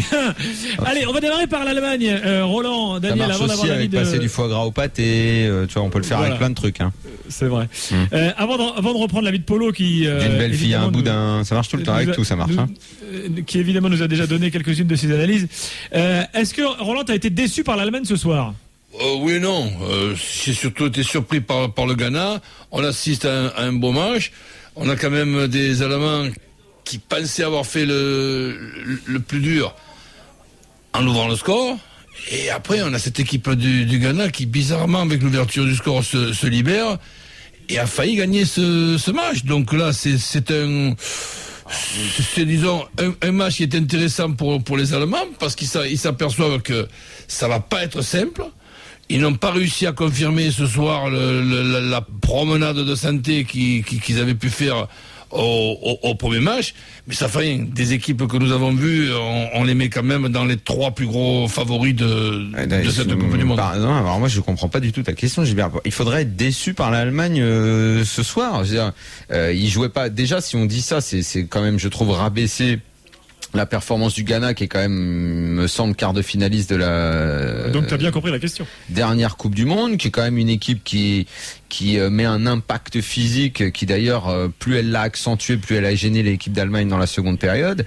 Et puis, excusez-moi, mais s'il y a un truc qu'il faut souligner de la performance des Allemands, c'est leur gros problème de finition. Mais pour le reste, je vois pas d'équipe qui joue mieux que ça. Le nombre de situations qu'ils se créent. Alors après, c'est sûr que c'est très décevant par rapport à la qualité de finition. Mais le nombre de fois où ils sont dans la surface, où ils ont eu des occasions sur la fin et tout, mais ils peuvent en mettre 5 très tranquillement. Je vois pas d'autres équipes avec cette capacité à casser les lignes dans les passes, à trouver des ouvertures dans les petits périmètres, dans les petits espaces, et en qualité de transmission, j'en vois pas d'autres aussi fortes que l'Allemagne. Maintenant, ils ont ce souci de finition. Si je suis allemand, ça me préoccupe. Je me dis putain, c'est pas possible, on peut en mettre plein, on n'en met pas assez, quoi. Ça c'est le problème. Mais après, putain, la qualité de jeu, waouh, quand même. Hein, moi, ça. Alors, Polo, ton point de vue à toi, avant d'accueillir Jean-Baptiste au 32-16. Je comprends ce que dit Daniel. C'est-à-dire déjà, oui, évidemment, je me félicite du spectacle qu'on a vu ce soir. Ce qui m'embête, c'est est-ce que ce 11 est celui qu'on a envie de voir? Est-ce que les Allemands ont envie de voir ce 11? Parce que peut-être que l'Allemagne n'a pas battu le Ghana, comme l'a dit Daniel, parce qu'il y a un problème de finition, ok, mais aussi parce qu'il y a des joueurs qui ne jouent pas à leur poste, ou qui laissent les autres jouer un peu trop. Je pense à Bénédicte Vedes, il y a quand même le Ghana a beaucoup joué sur le côté droit pendant un moment. Donc ça pose des problèmes que je rappelle qu'on nous a fatigués, je dis bien fatigués, dans un pays qui a été habitué pendant des années, des décennies à jouer avec 2 attaquants. On nous a fatigués avec le faux neuf et que, excusez-moi, mais le grand bonhomme de ce soir, il s'appelle Miroslav Klose, pour moi. Ouais, c'est vrai. C'est juste un numéro 9. D'ailleurs, on l'a pas dit, mais égale le record de Ronaldo. Ouais, il aurait même pu le battre. Il rate un but qu'il a l'habitude de marquer. Qui va peut-être gagner ce soir, d'ailleurs, sa place de titulaire contre les États-Unis, je ne sais pas.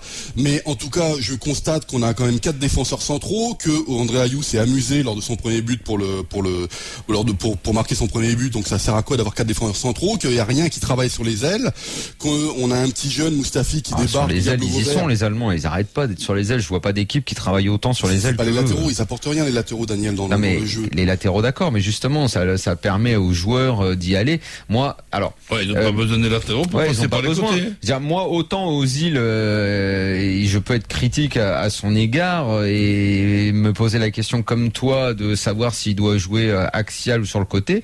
Mais là, il a fait un peu droite-gauche puisqu'il a commencé d'un côté, il a fini de l'autre. Je l'ai quand même trouvé pas mal du tout, quoi. Je l'ai trouvé mieux que tout ce que je l'ai à peu près vu, hormis 2-3 fois Arsenal cette année. Après, pour closer, d'accord. Mais alors, c'est une question que je te pose. Roland le souligne souvent maintenant dans le foot actuel. On a des équipes qui sont évolutives. Et est-ce que d'abord, on n'est jamais sûr que l'équipe qu'on retrouve en milieu de tournoi ou en fin de tournoi est la même qui a commencé? Oui. Et même dans les matchs, est-ce que finalement Klose titulaire, vu son âge avancé, ou Klose qui rentre et qui est au bout de 2 minutes décisif, et qui peut l'être encore parce que ce qu'il rate juste après, c'est pas Klose, c'est très rare pour lui. Est-ce que finalement, considérons que cette action il la transforme parce que ça lui correspond plus, est-ce qu'il est pas, comme tu dis, l'homme du match, mais encore plus l'homme du match? Est-ce que finalement le faire rentrer, c'est pas une option pour l'entraîneur? L'équipe évolue. Schweinsteiger qui rentre, ça a été un plus aussi. L'équipe avec moi, ça m'a beaucoup plu le milieu. Je l'imagine pour la suite. J'aimerais bien voir ce que ça pourrait donner. Mais Lahm, Schweinsteiger et Kroos, waouh, putain. Je trouve que ça. Ouais, j'enlève Khedira. Je trouve que ça a une sacrée allure. Hein. D'autant plus qu'il manque Allez, Polo et Jean-Baptiste ensuite. Vas-y, Polo. D'autant plus qu'il manque Gündogan et d'autres joueurs. C'est quand on parle de la densité du football allemand, elle est là. Mais l'histoire de Klose, tu dis oui, est-ce qu'il doit rentrer dans les 20 dernières minutes pour faire la différence? On pourrait très bien dire aussi, étant donné le manque de finition de Müller en début de première période, que si Klose était là, le match aurait peut-être été bouclé aussi. Donc moi, je sais pas. Je veux dire, moi, ce qui m'intéresse, c'est l'histoire du football allemand. C'est les vrais neufs. C'est pas est-ce qu'ils ont la culture tactique et la maturité d'avoir des joueurs qui aujourd'hui sont polyvalents. J'en suis pas persuadé. C'est une équipe encore très jeune, même s'ils ont un nombre de sélections très important. Ce que je vois, moi les débats, je les vois déjà en Allemagne. Hein. C'est quoi ce 11? Qu'est-ce qui va pas? Pourquoi? Et pourquoi est-ce que je dis ça? C'est que les Allemands sont persuadés qu'ils ont le potentiel d'aller chercher la Coupe du Monde et que ça va se jouer sur pas grand-chose. Maintenant, le point positif là-dessus, c'est qu'ils se sont fait rentrer dedans par le Ghana. On connaît le Ghana, hein, c'est pas Daniel le disait, quart de finale de la Coupe du Monde 2010, une puissance physique, un impact physique impressionnant. Ça, l'impact quand ils le mettent et quand ils prennent confiance, parce qu'ils ont été vachement timorés, je trouve. Ils se sont libérés quand les Allemands ont marqué en se disant bon bah les gars, pourquoi on attend, pourquoi on regarde? Alors j'aimerais qu'on accueille Jean-Baptiste. Les gars, c'est bon pour les Allemands. Ils se sont fait rentrer dedans, c'est-à-dire qu'ils savent très bien aujourd'hui, enfin ce soir après le match, que pour aller chercher une Coupe du Monde, il va falloir qu'ils s'arrachent quoi. Et c'est pas juste par le talent, il va falloir faire beaucoup plus que ça. Ça je suis d'accord avec toi. C'est vrai qu'il manque peut-être cette ce caractère qui caractérisait le foot allemand qui gagnait. Le caractère. Après, le talent et ce qu'ils sont capables de faire sur un terrain, ça, je le vois pas ailleurs. Ça, c'est clair. C'est des attaquants qui sont tricards. C'est ce qu'on appelle en Allemagne les Sturmtank, les chars d'assaut. C'est le profil à Mario Gomez, etc. Et c'est pas dans la mode actuelle. Sturmtank, j'aime bien. Les Sturmtank, c'est les chars d'assaut. Sauf que les gars, ils savent. Ouais, oui. Sauf que ce qu'on oublie là-dedans, moi, ce que j'adore dans la révolution du football allemand avec les joueurs techniques qui sont arrivés, tout ça, c'est qu'on oublie les petites phrases que ça coûte aussi au football allemand. Jürgen Klopp, il a dit un jour, c'est bien d'avoir tous nos joueurs techniques, sauf qu'aujourd'hui, j'ai plus un seul attaquant en Allemagne qui sait faire une tête. Et ces joueurs, Mario Gomez, Pierre-Michel Lasogga, je suis désolé, quand t'es dans des situations difficiles, parce que si l'Allemagne remporte t'envoies un long ballon, ça fait du bien parfois. Et on est en train de se priver de ces options-là. Alors, messieurs. Mais ça, tu sais, c'est parce qu'on a vu pendant 6 ans une équipe gagner justement en ne mettant pas un but de ce genre-là, quoi. Polo, juste pour conclure sur l'Allemagne, je sais pas si tu as déjà eu quelques retours de ce qu'ils disent dans les médias allemands sur les choix de Joachim Löw notamment. Quelle est la tendance? On en discute beaucoup, mais avant les matchs, si tu veux, parce que là on est un petit peu devant le fait accompli. De toute façon, c'est lui qui décide, hein, donc il n'y a pas grand-chose à commenter à ce niveau-là. C'est vrai que là, évidemment, les débats sur les 4 défenseurs vont être relancés, notamment parce que André Ayew a marqué quand même un but qui aurait pu être évitable s'il avait été bien marqué. Il y a quand même des lignes défensives, alors c'est parce que les Allemands attaquaient aussi, etc. Mais il y a quand même des trous, des espaces que j'ai pas du tout appréciés, donc ça va évidemment beaucoup discuter à ce niveau-là. Bon, et puis alors Dans un premier temps, on va faire la fête à Miro, c'est évident, en disant qu'il va battre le record de Ronaldo, blablabla. Et puis d'ici 24 heures, 48 heures, on va prendre du recul et se dire qu'est-ce qui a allé, qu'est-ce qui a pas fonctionné. On va se regarder pourquoi Boateng est sorti, évidemment. On va se poser la question, est-ce qu'il faut pas mettre des vrais latéraux, l'âme en 6 ou pas, etc. Mais encore une fois, ce sera le Joachim Löw qui décidera in fine dans ce match contre les États-Unis. Mais bon, c'est déjà avant l'Allemagne, Gilbert, c'est une belle Coupe du Monde, quoi. C'est ça qui est important et il faut que ça continue comme ça. Merci Polo. Merci messieurs, ciao. Bon, bah écoute, alors juste avant de te quitter, comment est-ce que tu... Non, juste comment il voit la suite, la Polo. Je voulais lui demander l'autorisation d'aimer cette équipe d'Allemagne. Mais tu as le droit. Merci. Tu as le droit on est dans une démocratie, mon cher Daniel. Non, mais pour l'Allemagne, c'est toi qui as un peu les clés de la Mannschaft. Non, mais moi, pour savoir si j'ai le droit, quoi, parce que je l'aime beaucoup, moi, cette équipe. Mais tu as le droit de l'aimer avec ses défauts. Bah, exactement. Ben voilà. Et on a le droit de l'aimer sans ses défauts aussi. Mais exactement. Et ce qu'il n'aura plus de défauts, c'est un peu comme Daniel. C'est-à-dire que Daniel, souvent, on l'aime bien avec ses défauts. Ah. Peut-être. Qui sont, quand on sait les voir, des qualités, en fait. Bah oui. Quand on sait ouvrir les yeux. D'ailleurs, je peux témoigner. Je te promets, il a raison. Je sais pas, disons, je pense qu'ils vont l'emporter face aux États-Unis, mais tout dépend du match ce soir, ce qui se passe avec le Portugal et les États-Unis. On en a parlé rapidement, Gilbert. N'oublions pas que le troisième match, c'est Klinsmann contre Löw. Il y a quand même une certaine accointance entre les deux joueurs. Ah ouais, non mais attends, et ça va faire toutes les pages. Évidemment. En Allemagne, on va parler que de ça. Enfin, c'est incroyable. Les deux, quand même, sont à la base du projet 2006, la Coupe du Monde en Allemagne. L'autre était son adjoint. C'est une histoire de foot. Tu sais que je n'y avais pas du tout pensé, cette histoire. C'est surtout c'est une histoire de fou, ça. Si les États-Unis font match nul ce soir contre le Portugal, ils sont à 4 points contre les Allemands, et comme les Allemands finiraient normalement premiers en cas de... Tu veux dire que ça pourrait les arranger de faire un voilà, nul. et puis les États-Unis passent. Voilà, c'est ça qui va te plaire, c'est des petites choses comme ça. Mais non, maintenant, les Allemands... ça n'existe pas. En plus, les Allemands, ils n'ont jamais fait ça. Mais non, ça n'existe pas. Ça n'existe pas. Ça, c'est un truc pour les Allemands latins. ne trichent pas. Ça, c'est une entente pour les vieux latins. Les Allemands ne trichent pas, ils s'arrangent. C'est important. Ouais, c'est pas pareil. C'est comme nous. À Marseille, on dit qu'on est menteur, on n'est pas menteur, on exagère. C'est pas pareil. Mais c'est marrant, Polo, parce que et des fois on cache la vérité. Ce que tu viens de dire, ta phrase, et c'est redis-moi ta phrase. C'était quoi? Les Allemands ne trichent pas, ils s'arrangent. Mais c'est fou. C'est exactement une devise en Sicile, ça, tu sais. Je ne savais pas. Truc de mafieux, c'est typiquement une phrase. On y pense. Je ne savais pas que les Allemands et les Italiens étaient si liés. Ah, pourtant, oui. Gilbert. Eh oui, l'histoire est là. Merci Polo. Ciao messieurs. Bonne nuit. Ciao, Polo. Salut. Alors on danse. Ah oui, bah forcément là, il fallait mettre un peu de Stromae qui a réalisé la chanson officielle de la Belgique. Pour cette Coupe du Monde, ils sont qualifiés les Belges. On va appeler Stéphane Powell avant minuit, lui qui nous avait dit avant la Coupe du Monde dans l'after, Daniel Rapalto nous avait dit tu vas voir, on va rentrer très très vite à la maison, je te le dis moi. Ça dépend ce qu'il entendait par très vite, c'est les poules ou les huitièmes. C'est vrai que ça peut prêter à interprétation. Bien, ça n'a pas été un match exceptionnel pour une fois, j'allais dire. Mais enfin, il y avait de la tension dans cette rencontre. Roland, tu penses que les Belges méritent clairement leur qualif là, vu ce qu'ils ont montré aujourd'hui, ou bien finalement les Russes peuvent avoir des regrets? Ouais, un petit peu des deux, mais bon, on discutait là juste avant d'avoir le plaisir de t'entendre. Les Belges assument leur situation. Ils sont venus en tant qu'outsiders dans un groupe moyen. Ils étaient de série dans le groupe d'ailleurs. Voilà, donc ils gagnent leurs deux premiers matchs. Après, on pourra discuter sur les progrès qu'ils doivent encore faire pour espérer un petit peu mieux. Mais bon, allez, je trouve cette équipe belge cohérente. Daniel, je ne sais pas où elle ira. Elle a incontestablement des très bons joueurs. C'est vrai que aussi bien premier match que deuxième match, c'est pas renversant. On a le sentiment que Hazard peut faire plus, même s'il est décisif là quand même ce soir. On a le sentiment que beaucoup peuvent faire plus. Mais ce qui prédomine dans mon idée que je me fais de cette équipe, c'est que Wilmots a pas encore trouvé la bonne formule. Premier match, deuxième match, il change quand même des choses. Et à mon avis, il doit encore changer et absolument absolument sortir Lukaku, qui pour moi casse, pour moi ça a toujours été le point faible. Il doit absolument le sortir parce qu'il casse tout le jeu de l'équipe en étant à 30 mètres de haut but. Il ne sert à rien. Il peut s'en servir, mais il peut s'en servir peut-être différemment, c'est-à-dire ne pas le faire démarrer et à profiter de lui sur les 30 dernières minutes. Pourquoi pas? S'il y a de l'espace, il peut. Mais encore, il est assez maladroit. Même s'il y a de l'espace, il est capable d'aller foirer les contres.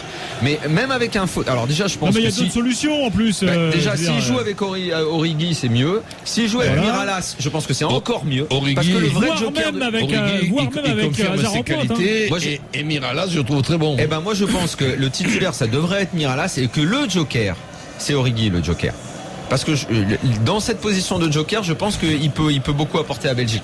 Mais Lukaku doit carrément pour moi passer 3e attaquant à 30 mètres dos au but, mais c'est pas possible. Il pète il ne va pas du tout avec Hazard et Mertens. Ça va se rendre compte que Origi, c'est un remplaçant de Ligue 1, remplaçant à Lille. Ouais, mais qui était en train de s'imposer sur les derniers mois quand même. Non, mais Miralas, c'est pas un gars qui est non plus. Enfin, c'est pas. Non, mais il était pas mal. Même quand on l'a revu là, que ce soit en Grèce et tout, il était mieux. Il était mieux. C'est pas un mauvais joueur. S'il est bien entouré, il se bonifie. Je dis pas que c'est un crack, hein, bien sûr, mais il peut se bonifier et en tout cas, il servira beaucoup plus au jeu avec Hazard et Mertens. Et le milieu est pas mal. De Bruyne, Fellaini a fait un bon match. Un mec qui a pas joué cette année. Moi, je suis assez étonné. Je trouve qu'il affiche un niveau qui est plutôt bon. Mertens, qui était pas titulaire au premier match, là est titulaire. Voilà, ça fait partie des changements. La preuve que Wilmots doit encore trouver. Mertens doit jouer évidemment. Le milieu est bien. Non. Je sais pas que Wilmots, il a un air de Luis. Un peu, Luis un peu plus jeune. C'est vrai. C'est vrai. Je dis à Luis, Luis aurait des origines belges. Ça c'est vrai.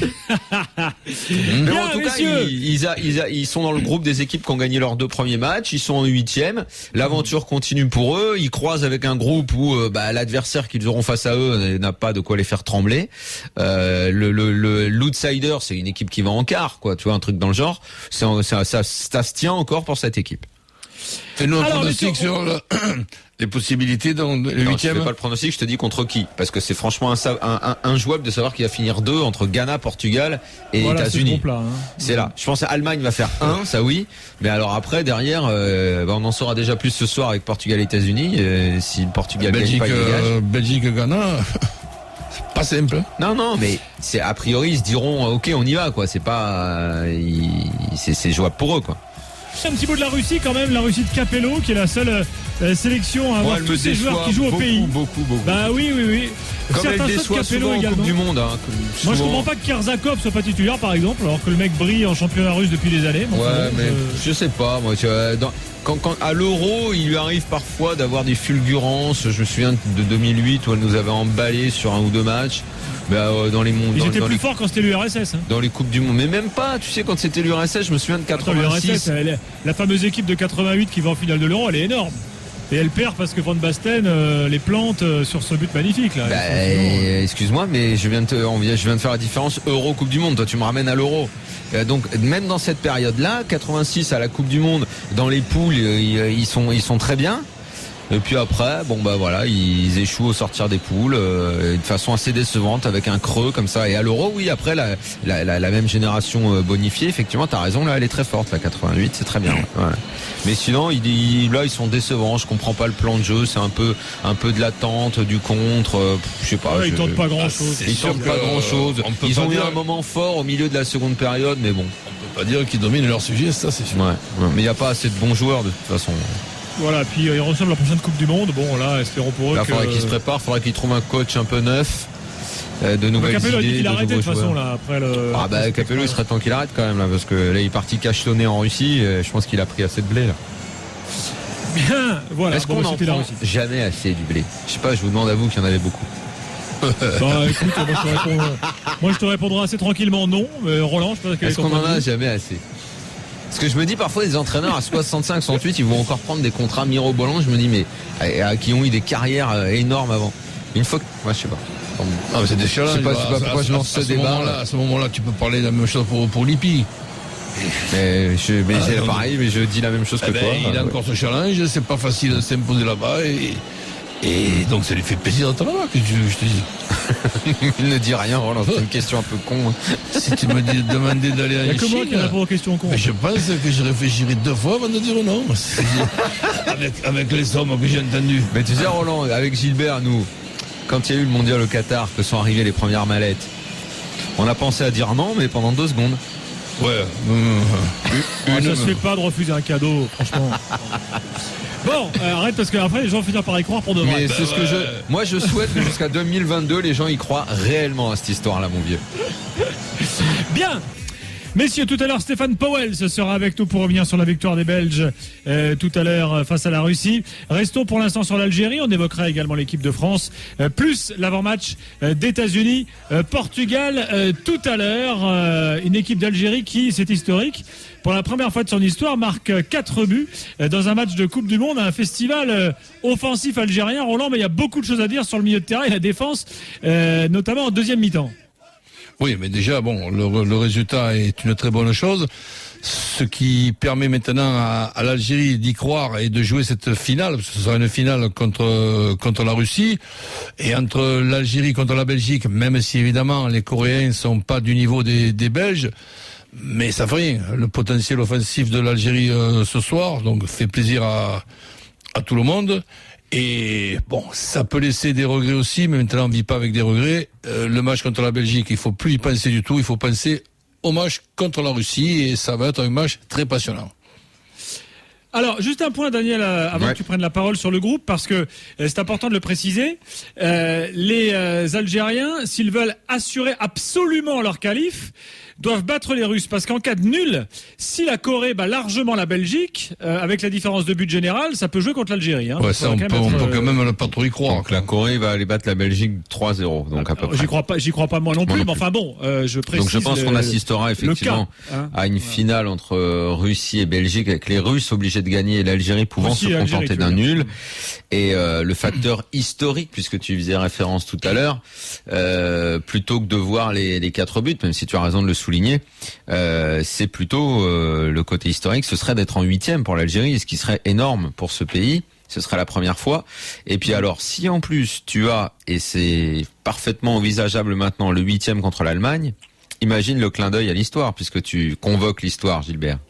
Oui, surtout que ce match-là pourrait donner le futur adversaire de la France éventuel en quart de finale. Ouais, enfin avant de penser à ça, si tu veux, déjà je pense que en Algérie, je pense que ça suffira largement de penser à Algérie-Allemagne dans un premier temps, si tu veux. Messieurs, dames, attention, jingle. Stéphane Powell. Avec la mer du Nord. Gamin, viens.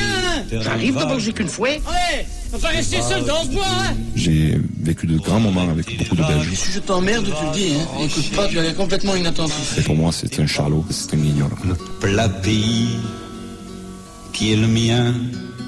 Il est en 8e, le Popo la Saumur. Salut Stéphane. Popo la Saumur, il est en 8e. Hein, et autant vous dire que ça a encore été très compliqué. On a encore dû attendre les dernières minutes, mais on monte en puissance légèrement, hein, tout doucettement. On va pas s'enflammer parce qu'aujourd'hui, franchement, les Russes ont fait jeu égal. Hein. Si vous regardez un petit peu la possession de balle 50-50, les tirs cadrés, ils en ont eu un de plus que nous. Donc on n'a pas été brillant, mais Eden Hazard a fait la différence. Les 10 dernières minutes, c'est lui qui a commencé à enfin jouer à son vrai niveau. Mais bon, on a toujours des lacunes, hein. On n'a pas de finisseur. C'est le jeune Origi qui nous met un super but parce que Lukaku... Hein. On en parlait tout à l'heure avec Roland et Daniel. Tu mettrais qui, toi, en pointe, là ? Bah, il faut mettre Origi, hein. Lukaku, ça va pas. Écoute, moi, je le dis depuis 1 an et demi, cet attaquant est surcoté. Il a mis 2 buts sur 10 matchs dans les tours préliminaires. 2 buts sur 10 matchs, les 2 buts contre les Croates, donc il nous a qualifiés. Et il mange là-dessus, hein, il mange dessus. Et il mange dessus, et puis après, derrière, il n'en touche plus une. Allez, faut arrêter, hein, les 3 buts qu'il met contre le Luxembourg en match amical, allez, c'est le Luxembourg. Contre le Luxembourg, un peu d'entraînement, et même Gilbert, il aimait. Hein. Non, mais c'est ça, je dirais. Donc derrière, et alors il n'en touche pas une. Alors il a un crédit incroyable avec la presse belge, mais je pense qu'il vient de se tirer une balle dans le pied parce que aujourd'hui il a refusé la main de Wilmots en sortant du terrain. Et Stéphane, c'est marrant alors que Wilmots te protège depuis le début. Hein. Mais je pense Algérie, l'équipe, il a fait un match héroïque. Je félicite le joueur. Premier mi-temps, c'est presque à la perfection. Et comme je vous dis la dernière fois, là, si je peux dédier cette victoire, ça c'est un supporter de l'équipe Algérie et peuple algérien qui l'attendait ça depuis 32 ans. Et on a fait le cadeau pour nous aussi même. Voilà la première réaction de Vaïd. C'est incroyable, ça. Mère Gilbert Bribois. C'est incroyable. Dis donc, tu m'as pas demandé de traduire, Gilbert, ce soir, pourquoi? Mon bon Vaïd. Tu me crées le faux Vaïd. Il a fracassé Riolo Vaïd la dernière fois après le match des Belges. Et je lui ai dit, il faut pas l'enterrer. Ouais, t'as fracassé Vaïd. T'as dit que les Algériens n'avaient rien proposé. Je crois que c'était Daniel. Bien sûr. Mais ici, c'était quand même mieux. Ils ont proposé quelque chose de différent et un petit peu plus offensif. C'est pas une équipe brillante. Il a changé 5 joueurs, Stéphane. 5 joueurs. Il a mis. Enfin, tout le visage était différent de Slimani, Brahimi. C'est plus la même équipe, hein. Non, je pense, Daniel, en ayant travaillé un petit peu avec Vaïd quand même pendant 3 ans, je pense qu'il a eu peur contre la Belgique de ramasser et il a essayé de mettre une équipe complètement défensive. Il va pas falloir qu'il ait peur contre la Russie, hein. Non, mais les Russes, justement, aujourd'hui, attention, hein, parce que les Belges, on s'en sort bien, hein. Tu sais qu'il y a un penalty très limite pas sifflé pour les Russes, ça peut être sifflé, hein. Tout à fait. Il peut être sifflé, donc on a eu chaud.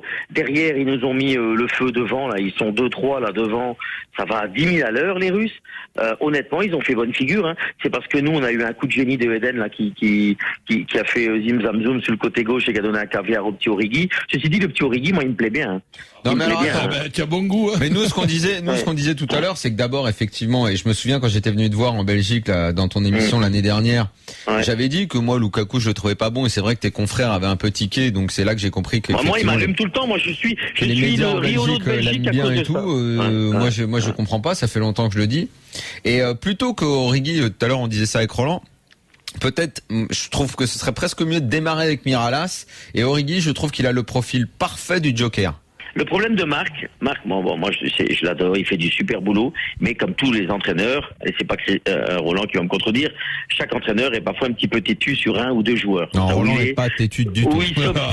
Où il s'obstine, mais attention, je respecte ça, où il s'obstine en disant c'est mon meilleur système, ça va fonctionner. Bon, Benteke était notre attaquant, et Benteke était vraiment le meilleur attaquant que nous avions. Il se blesse, il décide de mettre Lukaku parce qu'il dit c'est un target man. Sauf que la grande différence entre Benteke et Lukaku, c'est que Benteke il sait se retourner, il garde un ballon et donc il permet de jouer un peu plus haut. Le problème avec Lukaku, tu le perds systématiquement. Tu lui donnes un ballon, il se remet en retrait. Il est incapable de se retourner. Il est incapable de se retourner. Et donc, alors, contre l'Algérie, la presse belge, on l'a encore une fois soutenu, ouais, mais les Algériens jouent à 4 derrière et compagnie. Très bien. Aujourd'hui, il n'y a plus d'arguments. Aujourd'hui, contre les Russes, faut arrêter. Il s'est pas retourné une seule fois. Alors, moi, je suis déçu un petit peu ça. Bon, voilà. Juste sur Hazard, il y a Gaël qui dit on va quand même pas s'enflammer sur Hazard. À part sa passe décisive, il fait pas grand-chose. Alors, je vais vous répondre. Hein. Je vais vous répondre sur ça parce que c'est un petit peu toujours aussi la presse belge. Autant ils sont complètement derrière Lukaku, autant Hazard, il fait un demi-match, il le fracasse. Moi, je suis désolé. Hein. Lors de notre tour qualificatif, dans les fameux 10 matchs que nous avions fait, on était lamentable contre la Macédoine. Mais quand je vous dis lamentable, c'était 0-0. Qui a fait la différence pour le 1-0 ? Eden Hazard. Les grands joueurs sont là le jour J. Et aujourd'hui, je suis désolé, si Eden Hazard, le dernier quart d'heure, il commence pas à faire des coups de rein et à commencer à enflammer sur le côté gauche, c'est lui qui donne le caviar à Origi. Et à Mertens sur le premier match. Exactement. Et mais le petit Mertens c'était très bon pendant lui, il est bon, minutes. Il faut démarrer comme ça là devant avec Miralas entouré par Mertens et on est complètement d'accord. Aujourd'hui, si tu prends la même équipe des Belges et tu mets à la place de l'attaquant ou Miralas ou le jeune Origi, après c'est des choix, l'équipe est beaucoup plus compétitive. Maintenant on a un vrai problème au poste d'arrière gauche parce que Vermaelen, il est cramé, il s'est fait mal au genou là. Il s'est blessé et Vertonghen c'est pas un vrai arrière gauche. Quand vous voyez le but qu'il prend contre l'Algérie, pour moi on a un problème. Stéphane, on nous dit que c'est un peu chaud là, à la conf de Vaïd, on va écouter parce qu'apparemment il est en train de se chicoter avec la presse algérienne. Ouais, c'est chaud. Et maintenant c'est un challenge supplémentaire contre une nation comme la Russie. Essayer de faire d'autres exploits pour essayer plus grand exploit dans le football algérien, ça veut dire passer à 12e tour. Ça sera un petit peu compliqué, mais ce sera le plus grand exploit du football algérien. Mais tout est possible. On va encore écouter une de ces réactions. Gilbert. Ouais, Steph. Moi, j'ai travaillé en Algérie 3 ans. La presse algérienne, je veux pas défendre Vaïd, mais à part 2-3 journalistes dont Yazid Ouaib de El Watan, le reste ils sont pas plus journalistes sportifs que moi, Schtroumpf, Peyo, je veux dire, c'est n'importe quoi. Ah, je te le confirme, j'ai eu parfois des. Les mecs, genre, tu dis une phrase phrase et tu la retrouves à l'envers le lendemain. J'ai fait cette expérience troublante. Je vais vous raconter une anecdote.